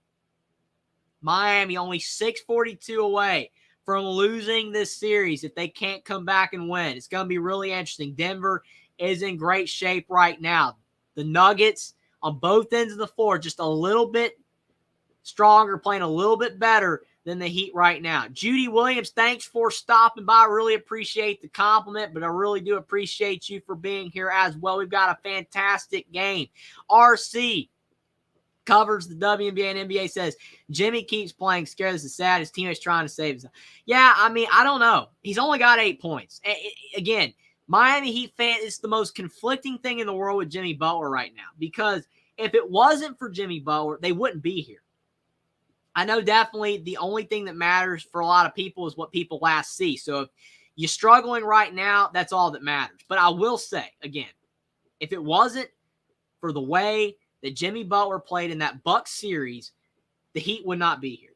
He had 56 points against the Bucks, 45 points against the Bucks, several fantastic performances against the Knicks, over 30 points a few times in that series. But since then, he has not had 30 points since. He's only been getting in the 20s at best, still passing the ball well, still rebounding fairly well. But tonight is not Jimmy Butler's night. He only has 8 points, has a poor shooting percentage from the field, has not ever gotten into a rhythm in this game, has not gotten to his spots. Some of the shots that have been open for him, he just hasn't made. But he's been kind of just all out of sorts all game long. And it goes to show you that Miami doesn't need Jimmy Butler to score 50 points to win. Yeah, that game against the Bucks, they needed him to score 56 points to win because no one else was really doing anything. But in this game, Miami's only down by 5, and he's got 8 points. If he had 14 points right now, they'd be winning. If he had 14 points, just 6 more points than he currently does, Miami would be winning this game. It's because what matters is team, a team effort, and that's how you win. And Miami has that right now. They're only down 5, despite the fact that their star player has 8 points. But now's the time where Jimmy Butler has to do more. He has to score. If Miami's going to win this game, it's either going to take an incredible effort from the role players, meaning Max Strus, Duncan Robinson, Caleb Martin. Those guys just somehow take over in the next few minutes. Or Jimmy Butler's going to have to take over. And if you don't, then Miami's going to lose, and Denver will be the 2023 champs. They'll win the title, their first title ever, and it will be really awesome for Nuggets fans. But for people that want this series to continue, very unfortunate that Jimmy Butler just couldn't get going. I mean, Jimmy Butler, people call him Jimmy Buckets for a reason. He's a great shooter. He's a great clutch scorer. Again, if it wasn't for him, they wouldn't be here right now at all. So definitely Miami fans have Butler to thank. But they're showing Jimmy Butler right now. All of his shot attempts have been off. And some of them have been defended fairly well. I mean, there's been a couple of shots where it's like, yeah, he should have made that. But there have also been a lot of shots as well where he's been heavily guarded. It's been due to the fact of how well that the Nuggets have been guarding him. And that's why he's struggling. It's crazy. So you've got the game starting back up. Max Strus for 3. His shot's off the mark, and the ball is out of bounds off of Nikola Jokic. So Jimmy Butler's not demanding the basketball right now either. Max Strus on that play tried to do a 3 off of a screen. It just did not work. Could have made the shot. He's a great shooter, but Butler is going to have to demand the ball if it's going to happen. Bam's got it right now. 6:20 to go in the fourth. He tried to get it to Strus, but good defense from KCP. And now they're going to call a foul on KCP. Caldwell Pope was trying to blow up that play and not allow Bam to get it to Strus, but it looked like KCP was just a bit overzealous there. He ran right into Bam, knocked him down. Michael Malone's arguing it, but I do think that KCP, that foul was deserved right there. Just ran right into him. Butler kicks to Vincent. Is Butler going to take over? Who's going to do it for Miami? Vincent to Martin. Martin in the lane. Martin takes a world of contact, and there's no foul. I have no idea right there. Vincent with a floater. It's off the mark. Shot clock violation either way. I think it barely grazed the rim, but off the mark for Vincent, and Jokic going back the other way. Under 6 to go. Butler's just not taking any shots right now. You've got Murray trying to kick to Jokic. It's a kick ball. It's going to be crazy. We've only got 5:56 left in the fourth. This could be potentially the rest of the 2023 finals here. The last 5:56 if Denver wins. And Butler, he's the guy. He's the guy. He just hasn't taken over yet. And Tyler Hero's still on the bench. They haven't played him either. So even though he's available, they have not played him. Don't know if Spoelstra will bring him in. Does not look like he will. Murray to Jokic to Gordon, and there's a turnover. Big mistake by Denver. Jokic, I think, was making the right read. I mean, Gordon had a good look, but I think he just overshot the pass. But it's one of those where you could also argue that Jokic should have just taken the short little jumper there. Had a good look. Both teams struggling to shoot the basketball. The only thing keeping Miami in the game is that Denver's struggling as well. Jimmy Butler down the floor. Kicks to Gabe Vincent, and Gabe Vincent's three's off the mark, and it looks like the Heat are struggling from the outside, just like Denver was earlier in this game. Jokic falls to the deck, saves it from being a turnover, but then Caldwell Pope throws it away. Now Butler down the floor, and the ball is out of bounds off of, I'm not sure yet, 5:13 to go in the fourth quarter. This is getting crazy. Michael Malone saying, calm it down. You're up 5. That's what he's telling his team. Michael Malone is telling his team, we're up 5. Don't throw the ball away like that. Play smarter. Calm it down just a little bit. You don't want to get non-aggressive, but you can't throw the ball away like that and keep giving Miami chances. But fortunately for Denver, Miami can't hit anything. They can't hit the broadside of a barn right now. So the ball is back to the outside. Lowry kicks to Bam. Bam cannot do anything out there at the three-point line, so he kicks to Lowry. Lowry back to Bam. Bam kicks to Butler in the corner. Can Butler score? And Jimmy Buckets can't score. He missed again. 5 to go in the fourth quarter, and I think there is a foul on the Heat. So it's Denver Nuggets basketball, but Jimmy Butler had probably his best look of the entire game. Had a 3 in the corner, and he just couldn't make the shot. That's crazy. Had a great look. Ooh, that's close. I think that was off Gordon. Denver called a break right there. I think that was off Aaron Gordon. But Jimmy Butler's 2 of 13 from the field. That's crazy. He's shooting under 20% from the field. That is insane. He is just struggling all around. And Miami, again, fortunate to only be down 5, but they need points from him now and make it 7 because Nikola Jokic scores. 83-76, 7-point lead for Denver. 4:30 to go in the fourth quarter.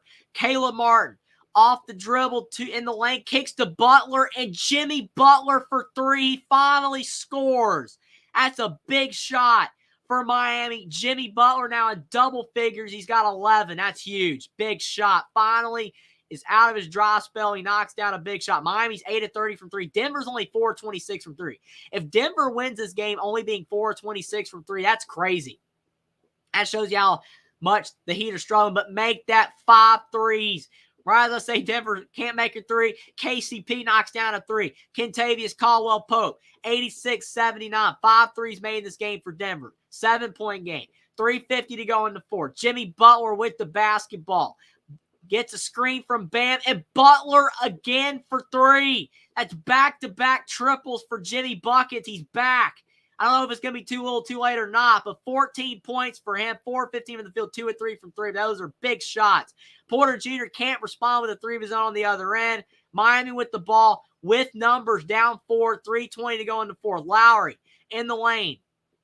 Lowry gets a screen from Bam. There's nowhere to go with it. Butler for 3. His shot's off the mark, but was he fouled? Was Jimmy Butler fouled on his 3 in the corner? If it was a foul, that is a bailout. That is a big bailout foul. Was he fouled? Butler in the corner. And, ooh, that is close. I don't know. I don't think that's a foul on Denver at all. It looked like Jimmy Butler might have kicked out his leg. I think they're reviewing this, but that's close. That is very close, and the Nuggets are challenging because I think they did call a foul. They called that foul on the Nuggets, but I don't think they did anything. I think Porter Jr. and Gordon were both in the corner, but they had their hands straight up, and it looked like Butler kicked out his foot. And if they do call that foul on Jimmy Butler, that is a tough break for the Heat because that would have been 3 free throws for Miami to potentially cut this game to 1. And they still could keep it. Just because they challenge it don't mean they'll overturn it, but I do think that's an offensive foul. I think that is an offensive foul right there. I don't think that the Nuggets did anything wrong guarding him in the corner. RC said this is why Jimmy can't be the head, player on a championship team he doesn't want to be. I mean, it's interesting, RC. I mean, you look at how great of a player Jimmy Butler is, and he's been in the finals several times, and some of his worst playoff performances have been in the finals. And the more times that you get there and you struggle, it becomes a common theme. And people point it out. I think Jimmy Butler is a fantastic player. I think that he's a guy that he comes up in big moments so many times, but this moment right now is where Jimmy Butler has to perform. And he has hit 2 back-to-back threes, to be fair. And he could have 3 free throws right here.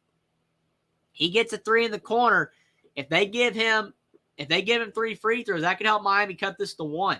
So Butler's starting to do what he has to do to help out Miami get back in the game. But it also could be an offensive foul on him too. And I think it is an offensive foul. I think, unfortunately, he kicks Aaron Gordon a little bit accidentally. I don't know if he did it on purpose or not, but sometimes you're doing everything you possibly can to draw that foul. You're trying to get those free throws. And when you kick your leg out, the NBA's done a lot better of a job recently of calling an offensive foul there on you when you do that. But who knows what they're going to call here. This is a big play because, again, if Miami gets these 3 free throws, they could cut it to 1. But if the call goes the way of the Nuggets, it will be Denver Nuggets basketball up by 4. 3:21 to go in the 4. I don't know. They might have a free throw, too, because it might be a technical foul as well. It's crazy. It's going to be very interesting to see. They're showing it yet again. Butler in the corner. His leg kicks out, though. I mean, Gordon and Porter Jr. are right in front of him. I mean, Gordon is closer than Porter Jr., but I think that you have to call that an offensive foul. We'll see what they call, though. RC says Jimmy finally woke up. I'm seeing it now. Hey, I mean, at least he started making some shots before the end of the game. I mean, he hit 2 back-to-back threes, and he might be able to have a chance to get some 3 free throws here. Cut it to 1. We'll have to see. The refs are taking a long time on this play. They're trying to figure it out. I get it. You want to get the call right because there's only 3:21 left, and this is a very consequential call for both teams. Whether Miami's going to get free throw attempts or whether Denver's going to catch a break and not have the foul go against them. I think it's an offensive foul. If it's me, I think it's an offensive foul. RC says, only Tossbro, all we ask for is extreme competition as fans. Tonight's game has been very competitive. I agree with you, RC. Been a very competitive game, regardless of what happens. Regardless of what happens in this game and if the series is going to be able to continue or not, if Miami wins. It's been a fun series, been a fantastic NBA playoffs in 2023, and I've really appreciated you guys so much for being here through all these games. It's been so much fun. And wow, they're calling it a defensive foul still on the Nuggets. Aaron Gordon is upset. He's talking to the refs, but they're calling this a foul on Denver. They're not overturning it. This is crazy. Jimmy Butler can cut this to 1, and his first free throw is good. 86-83, 3:21 to go in the 4th. This is crazy. I think it was an offensive foul. I think Butler kicked his leg out. I don't think that's a foul on Gordon at all, but they called it, so that's a tough break for Aaron Gordon and the Nuggets. Butler hits the second. 86-84. What a break for Miami. This could be exactly what they need to get right back in the game. Look at Jokic's reaction, Murray's reaction. They're all upset. They're like, how in the world was that a foul on us? That was an offensive foul, but Butler's delivering. Butler was nowhere to be found, and he scored the last 9 points for Miami, so he's responded. Butler's doing what he has to do, whether that last call was correct or not. 86-85, 1-point game like Miami was about done in this game, but they're right back in it. Jokic driving in the lane with Bam on over to Porter Jr. Porter Jr.'s shot is short. Miami can take the lead on this possession. Under 3 to go. Jimmy Butler with the basketball. He scored the last 9 for the Heat. Can he do it again? Butler, Caldwell Pope on him, backing him down. Jimmy Butler for 2, and Jimmy Butler scores again. He's got the last 11 for Miami, 87-86. 2:40 to go in the 4th. 8-0 run for Miami. Buckets is waking up. Jimmy Butler's back. 1-point lead for Miami. Elimination game on the line. Miami has to win to keep the series alive, or Denver win their first title ever. This is huge. Jokic driving in, and Jokic scores. 88-87. What a play by Jokic. Dribble to his right off glass. That's a big shot. 2:10 to go in the 4th. 28 points and 16 rebounds for Jokic. He makes it look so easy. Makes it look like it's an average game, but it's not. He's a fantastic player. What numbers? Butler for 3 again. This time he can't knock down the shot, but somehow Lowry tipped it out. Butler's driving in, and Butler's fouled again. Denver fouls Jimmy Butler. 1:58 to go in the 4th. Butler can retake the lead with free throws. That's a big play right there. That is a big play right there by Kyle Lowry. Butler missed that three, and Lowry tipped it out to Bam. Looked like Gordon had the board. I don't know if he just lost it or if he just got a little lax there. That's a big play right there by Kyle Lowry, saving that ball. And Butler gets to go to the line again. He hits the first. Butler's come out of nowhere. Jimmy Butler was quiet all game long, and he's come out of nowhere in these four quarters. In this game right here. In game 5, elimination game, he's come alive. Incredible. RC says, oh, hear that, man. I've been calling him Hemi. Yes, Jimmy Butler's back, and he hits them both. He hits both free throws. What a fourth quarter by Jimmy Butler. 89-88. The Heat lead by 1. 1:50 to go in the fourth. The Heat are 14-16 in the line. Denver's 9-19. Again, the free throw difference is key. Denver's below 50% at the line. Miami's been doing a much better job at the line. Denver's been turning it over more as well, but Denver's been doing a much better job on the glass. Jokic driving in, and there's a foul on Lowry. Jokic and Lowry got tangled up down low, and they're going to call that a foul on Kyle Lowry. Did he have his hand on the ball? No, I think he fouled him. I think Lowry did foul there. Gixxer Squid says, what a game. Quality finals. Really appreciate you for stopping by, Gixxer Squid. I agree with you. What a game for sure. It's been a great finals, and it could continue if Miami somehow wins this game. Murray misses a mid-range jumper, but Bruce Brown with a play that looks similar to Derek White's putback for the Celtics against the Heat. What a play there by Bruce Brown. That puts Denver back in front. 90-89, 1 point lead for Denver, 1:15 to go in the fourth. Butler kicks to Max Strus. Max Strus's three's off the mark, and we have a timeout on the floor. 1:11 to go. Or maybe not. I don't think there's a timeout on the floor. Maybe there was something that they needed to clean up. I'm not sure, but they blew it dead regardless. I don't think there was a foul because there will be free throws if that was the case. But Denver's inbounding it again, so there's no timeout. 90-89 after Max Strus missed that three. The Nuggets lead by 1. 1 to go in the fourth. Denver's up 90-89. Jokic over to Jamal Murray. If the Nuggets score here, especially a three, that might put Miami away. Jokic driving in the lane. His shot is off the mark. Gordon has a putback. He misses as well. Miami with the ball with a chance to take the lead. 40 seconds left. Caleb Martin over to Lowry. Lowry almost loses. He wasn't even looking at it, but he's got the ball. 30 seconds left. Butler, the man of the hour for the Heat. Can he do it again? Butler in the lane. He gets caught in the middle lane, and he turns it over. What a mistake by Jimmy Butler. And there's a foul. 24.7 seconds left in the game. Jimmy Butler got caught in the lane, something that Denver was doing so much of earlier in this game.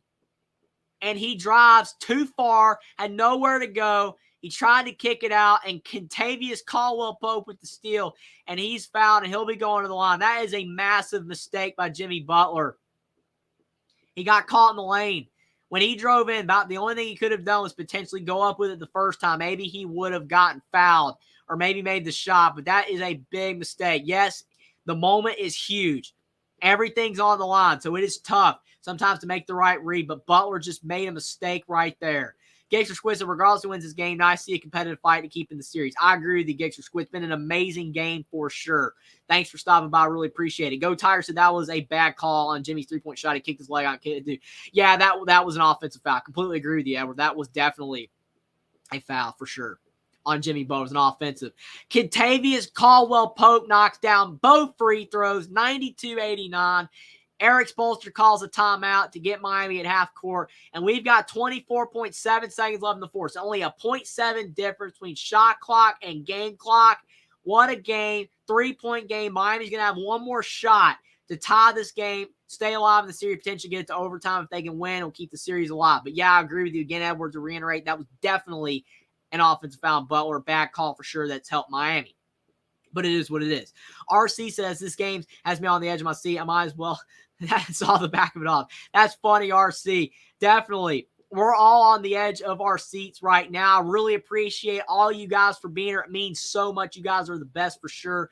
Thank you guys so much for being here. But definitely a big game. All of us are on the edge of our seats. It's 92-89. Where does Miami go from here? 24.7 seconds left in the fourth quarter. Does Miami give the ball back to Jimmy Butler? Do they give it to Jimmy Butler and allow him to make a play? Do they trust in his hands to shoot the three? Or does Miami want to try to get a quick two and then foul Denver, hope they miss one, and all that? We'll have to see what the strategy is. But this is key, because if they go for all the marbles and shoot that three and they miss, the game's probably over. So they got to make sure that whatever play they drop, get the ball in a great position, maybe have it in Butler's hands, or try to find maybe Robinson or Strus, one of the three-point shooters in the corner. And it's going to be interesting, but you're only probably going to get one big crack here. Go Tigers says, what a turnover by Jimmy, for sure. Jimmy hasn't been hammy since the Bucks. Well, Jimmy Butler's still been huge, but I know what you mean, Edward. I definitely know what you mean. Jackson said, looks like history is going to be made for the Denver Nuggets. It could be, Jackson, but it's not over yet. Can't get ahead of ourselves. Not over yet, but I agree with you, Jackson. It could be. RC says, only tall sport I think Denver's about to party, man. Championship and champagne time. It could be. We are 24 seconds away from Denver possibly winning their first NBA title. Bam to Butler. Butler with the ball at the top of the key. Almost a turnover. Kicks to Robinson. To Butler. Jimmy Butler's three's off the mark. And there is a foul on with Max Strus fouling Bruce Brown. Fouls on Miami. They gave the ball to Jimmy Butler.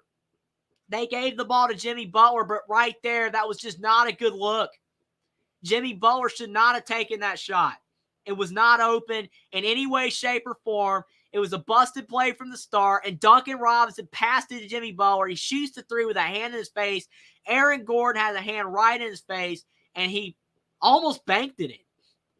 But that three was not close. He almost banked in that three. It just was not close whatsoever. Bad design play. I don't know if Eric Spoelstra had a better play, but it just did not work out. I mean, if Butler makes that three, he's a hero, but that was not even close. Tyler Hero didn't even come to this game as well. Don't know if he would have helped either, but Miami just really struggled on the offensive end in this game, and it looks like they might fall short. Denver, 14 seconds away from an NBA title, their first ever. Bruce Brown hits both free throws, 94-89, and there's another timeout on the floor. Eric Spoelstra uses his last timeout, 14.3 seconds away.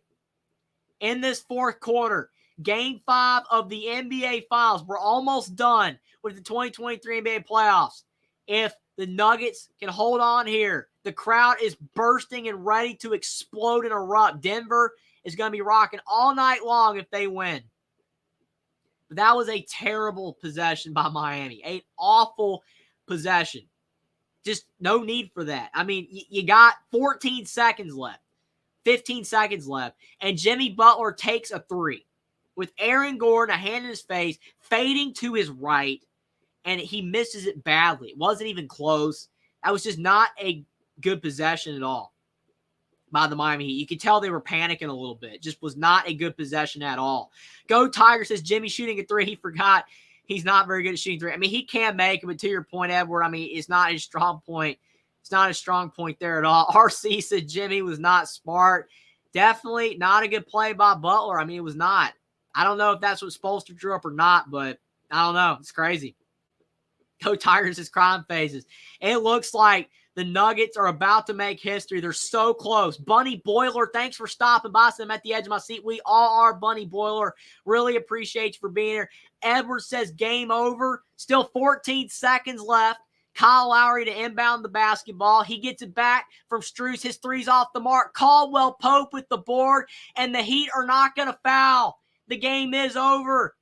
94-89, and the Denver Nuggets have won their first NBA title. Really shocking. Miami did not foul there, but it probably would have been over anyway. What a win for Nikola Jokic, Jamal Murray, Michael Malone, all of the players for the Denver Nuggets, the city of Denver, everybody. What a win for the Nuggets. What a franchise win. Their first NBA title ever. This is huge. The Miami Heat, they tried, but they fell short. And Denver wins the series 4-1. I don't know if Boston would have given them a better series. Boston was so inconsistent, but you never know. Boston probably, you would feel like, would have given Denver a better series. Miami, they had a great team. They played so hard, but their offense just was not there when they needed it most. Their offense was just not there. Henry Thomas, thanks for stopping by. Says game. Good game. It was a great game. Really appreciate you for being here, but definitely was a fantastic game. But Miami fell on the short end of the stick in this game. And we are not going to have a game 6. The NBA Finals are over. The 2023 NBA Finals are over. We're going to have no more NBA until the draft in 10 days. That should be a lot of fun. The Summer League should be a lot of fun. Next season will be here before we know it. But this was a great year of NBA basketball. So many great teams. So many teams people thought could win it all this year. But maybe one of the more unlikely teams, the Denver Nuggets, a team that a lot of people were doubting because they've never won a title in franchise history. People forgot, potentially with Jamal Murray's injury, how great of a player he was. And Jamal Murray proved how fantastic of a player he still is and that he still got it after his injury, playing like he was in the bubble in a lot of these games. Didn't have his best game tonight. But Jokic was fantastic, putting up triple-doubles in tons of games, countless games. He was great. And then whether it was Bruce Brown, Jeff Green, Michael Porter Jr., Aaron Gordon, all those guys, Christian Brown, those guys contributed at different moments and at different times. In Miami, they had their own guys that were doing it, whether it was Caleb Martin or Duncan Robinson or Max Strus. But Jimmy Butler, he came alive. Got to give him credit. He came alive. He didn't bow out in this game, but there just was not enough offense for the Miami Heat, only putting up 89 points in their elimination game. Only 89 points. That just is not enough against the Denver Nuggets.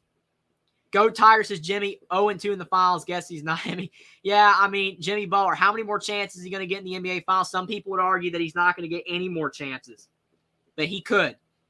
If Miami can somehow find the right mix, maybe if it's this team still being constructed the way it is, or if they're going to have to move a couple pieces around because of the fact that they're going to be worth too much, who knows what Miami's going to do.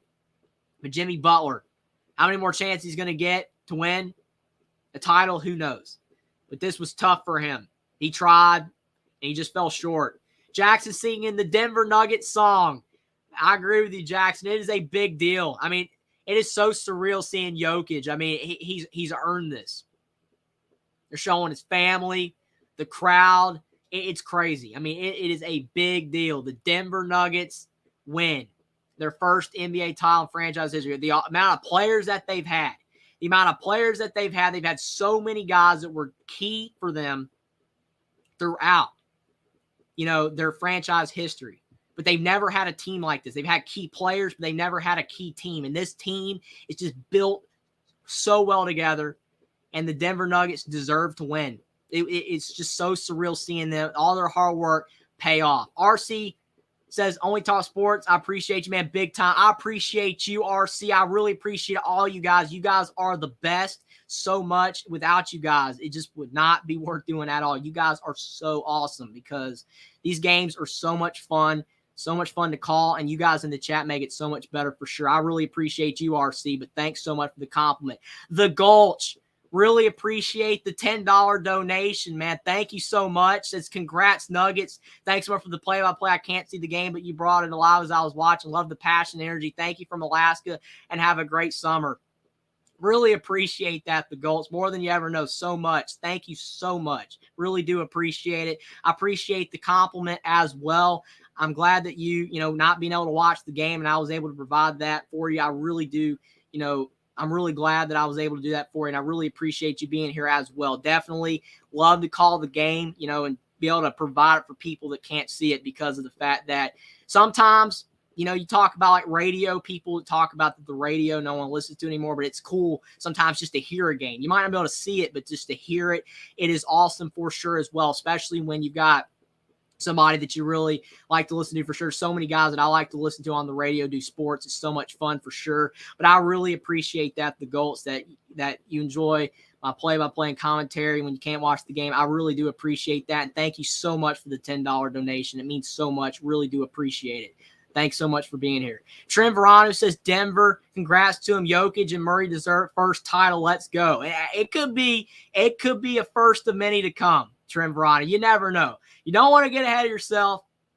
You just don't, because obviously looking at, the Denver Nuggets, you just don't know if they're going to be able to keep all these guys. Can they keep Kentavious Caldwell-Pope? Can they keep, Bruce Brown? Some of these guys that you're probably expecting to be getting contract extension soon, and it's really going to be hard to pay all these guys. It's going to be extremely difficult, but I do think that overall, that if they can keep the vast majority of this team together, then it's very well possible that, that they could be able to win more titles. They could be a string of titles here. They could maybe win, 2 or 3 more before this dynasty, you could say, as long as Jokic and Murray are with the Nuggets, is over. Who knows? Can't project the future because you just don't know what's going to happen. Injuries could happen.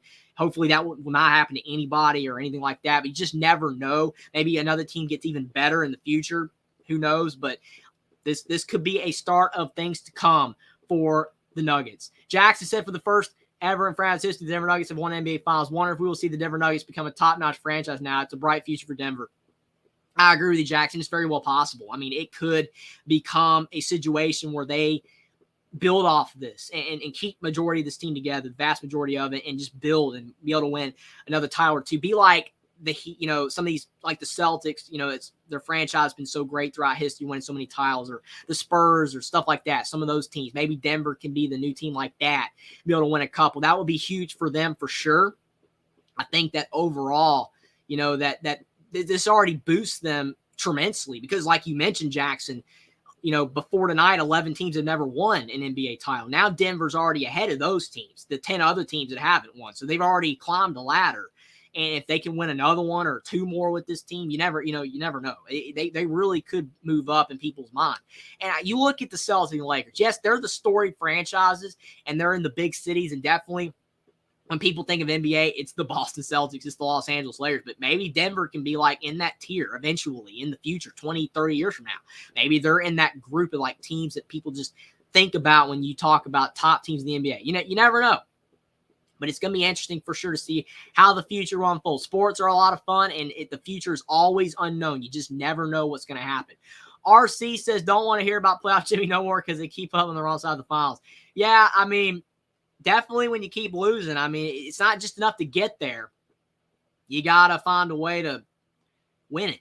You got to win it. It's not enough just to get there. You have to find a way to win it. If you don't get there at all, it's even worse. That's why the 76ers fired Doc Rivers, or the Knicks are upset because they still can't get to a finals. Neither team's been there in like 2 decades. But still, it stinks to get to the finals and lose. But at least getting to the finals and losing, I guess you could say, is better than not getting there at all. But I agree with you. And keep getting on the wrong side, and eventually you have to win it. And if you don't win it, then unfortunately your legacy is going to end up being the team and the guy that got so close but just can never get it done. RC says, only talk sports. I guess you stopped the live stream now, huh? We'll do NFL games 2 question. Well, that's a great question, RC. I'm going to have to figure out, how it's going to work out with my schedule and stuff like that. I'm thinking about doing the draft. Not 100% sure, but the draft might happen. I don't know.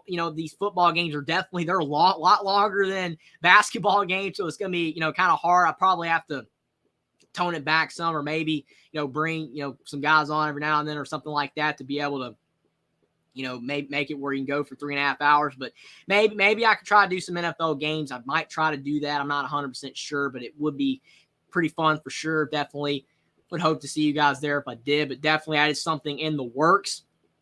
And definitely focus more on basketball. The games are shorter for sure, but the NFL, I mean, I don't know, maybe do the USFL Championship game. I have no idea.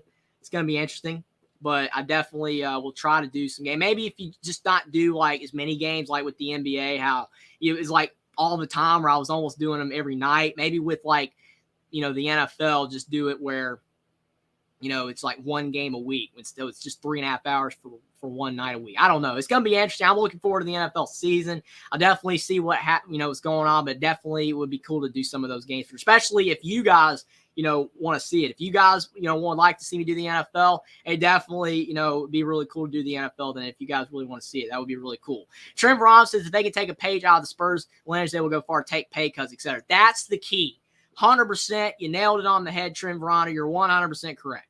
You got to take pay cuts, because if some of these guys don't take a pay cut, or they don't find a way to structure the contracts where it works out like that, then that's where you're going to have a problem, because you're going to lose a couple of key guys. And no matter what, if you lose a couple of guys that are very important to your team, you can still have success with the other guys, but the entire team is what made it work. So if Denver wants to continue to be able to have maybe a dynasty in the future, you are 150% correct, Trent Varane. You have to be able to work the contracts around the team that you have and keep as many of the guys as you possibly can. I don't know if they're going to be able to keep every single guy, but if they can just keep, maybe lose only one or two of them, maybe Bruce Brown, Jeff Green. I mean, those would be bad losses, but you just can't lose like KCP, Bruce Brown, Jeff Green, Christian Brown to keep Porter Jr., Gordon, Jokic, Murray, and then have to get a couple other guys that don't really fit your team as well.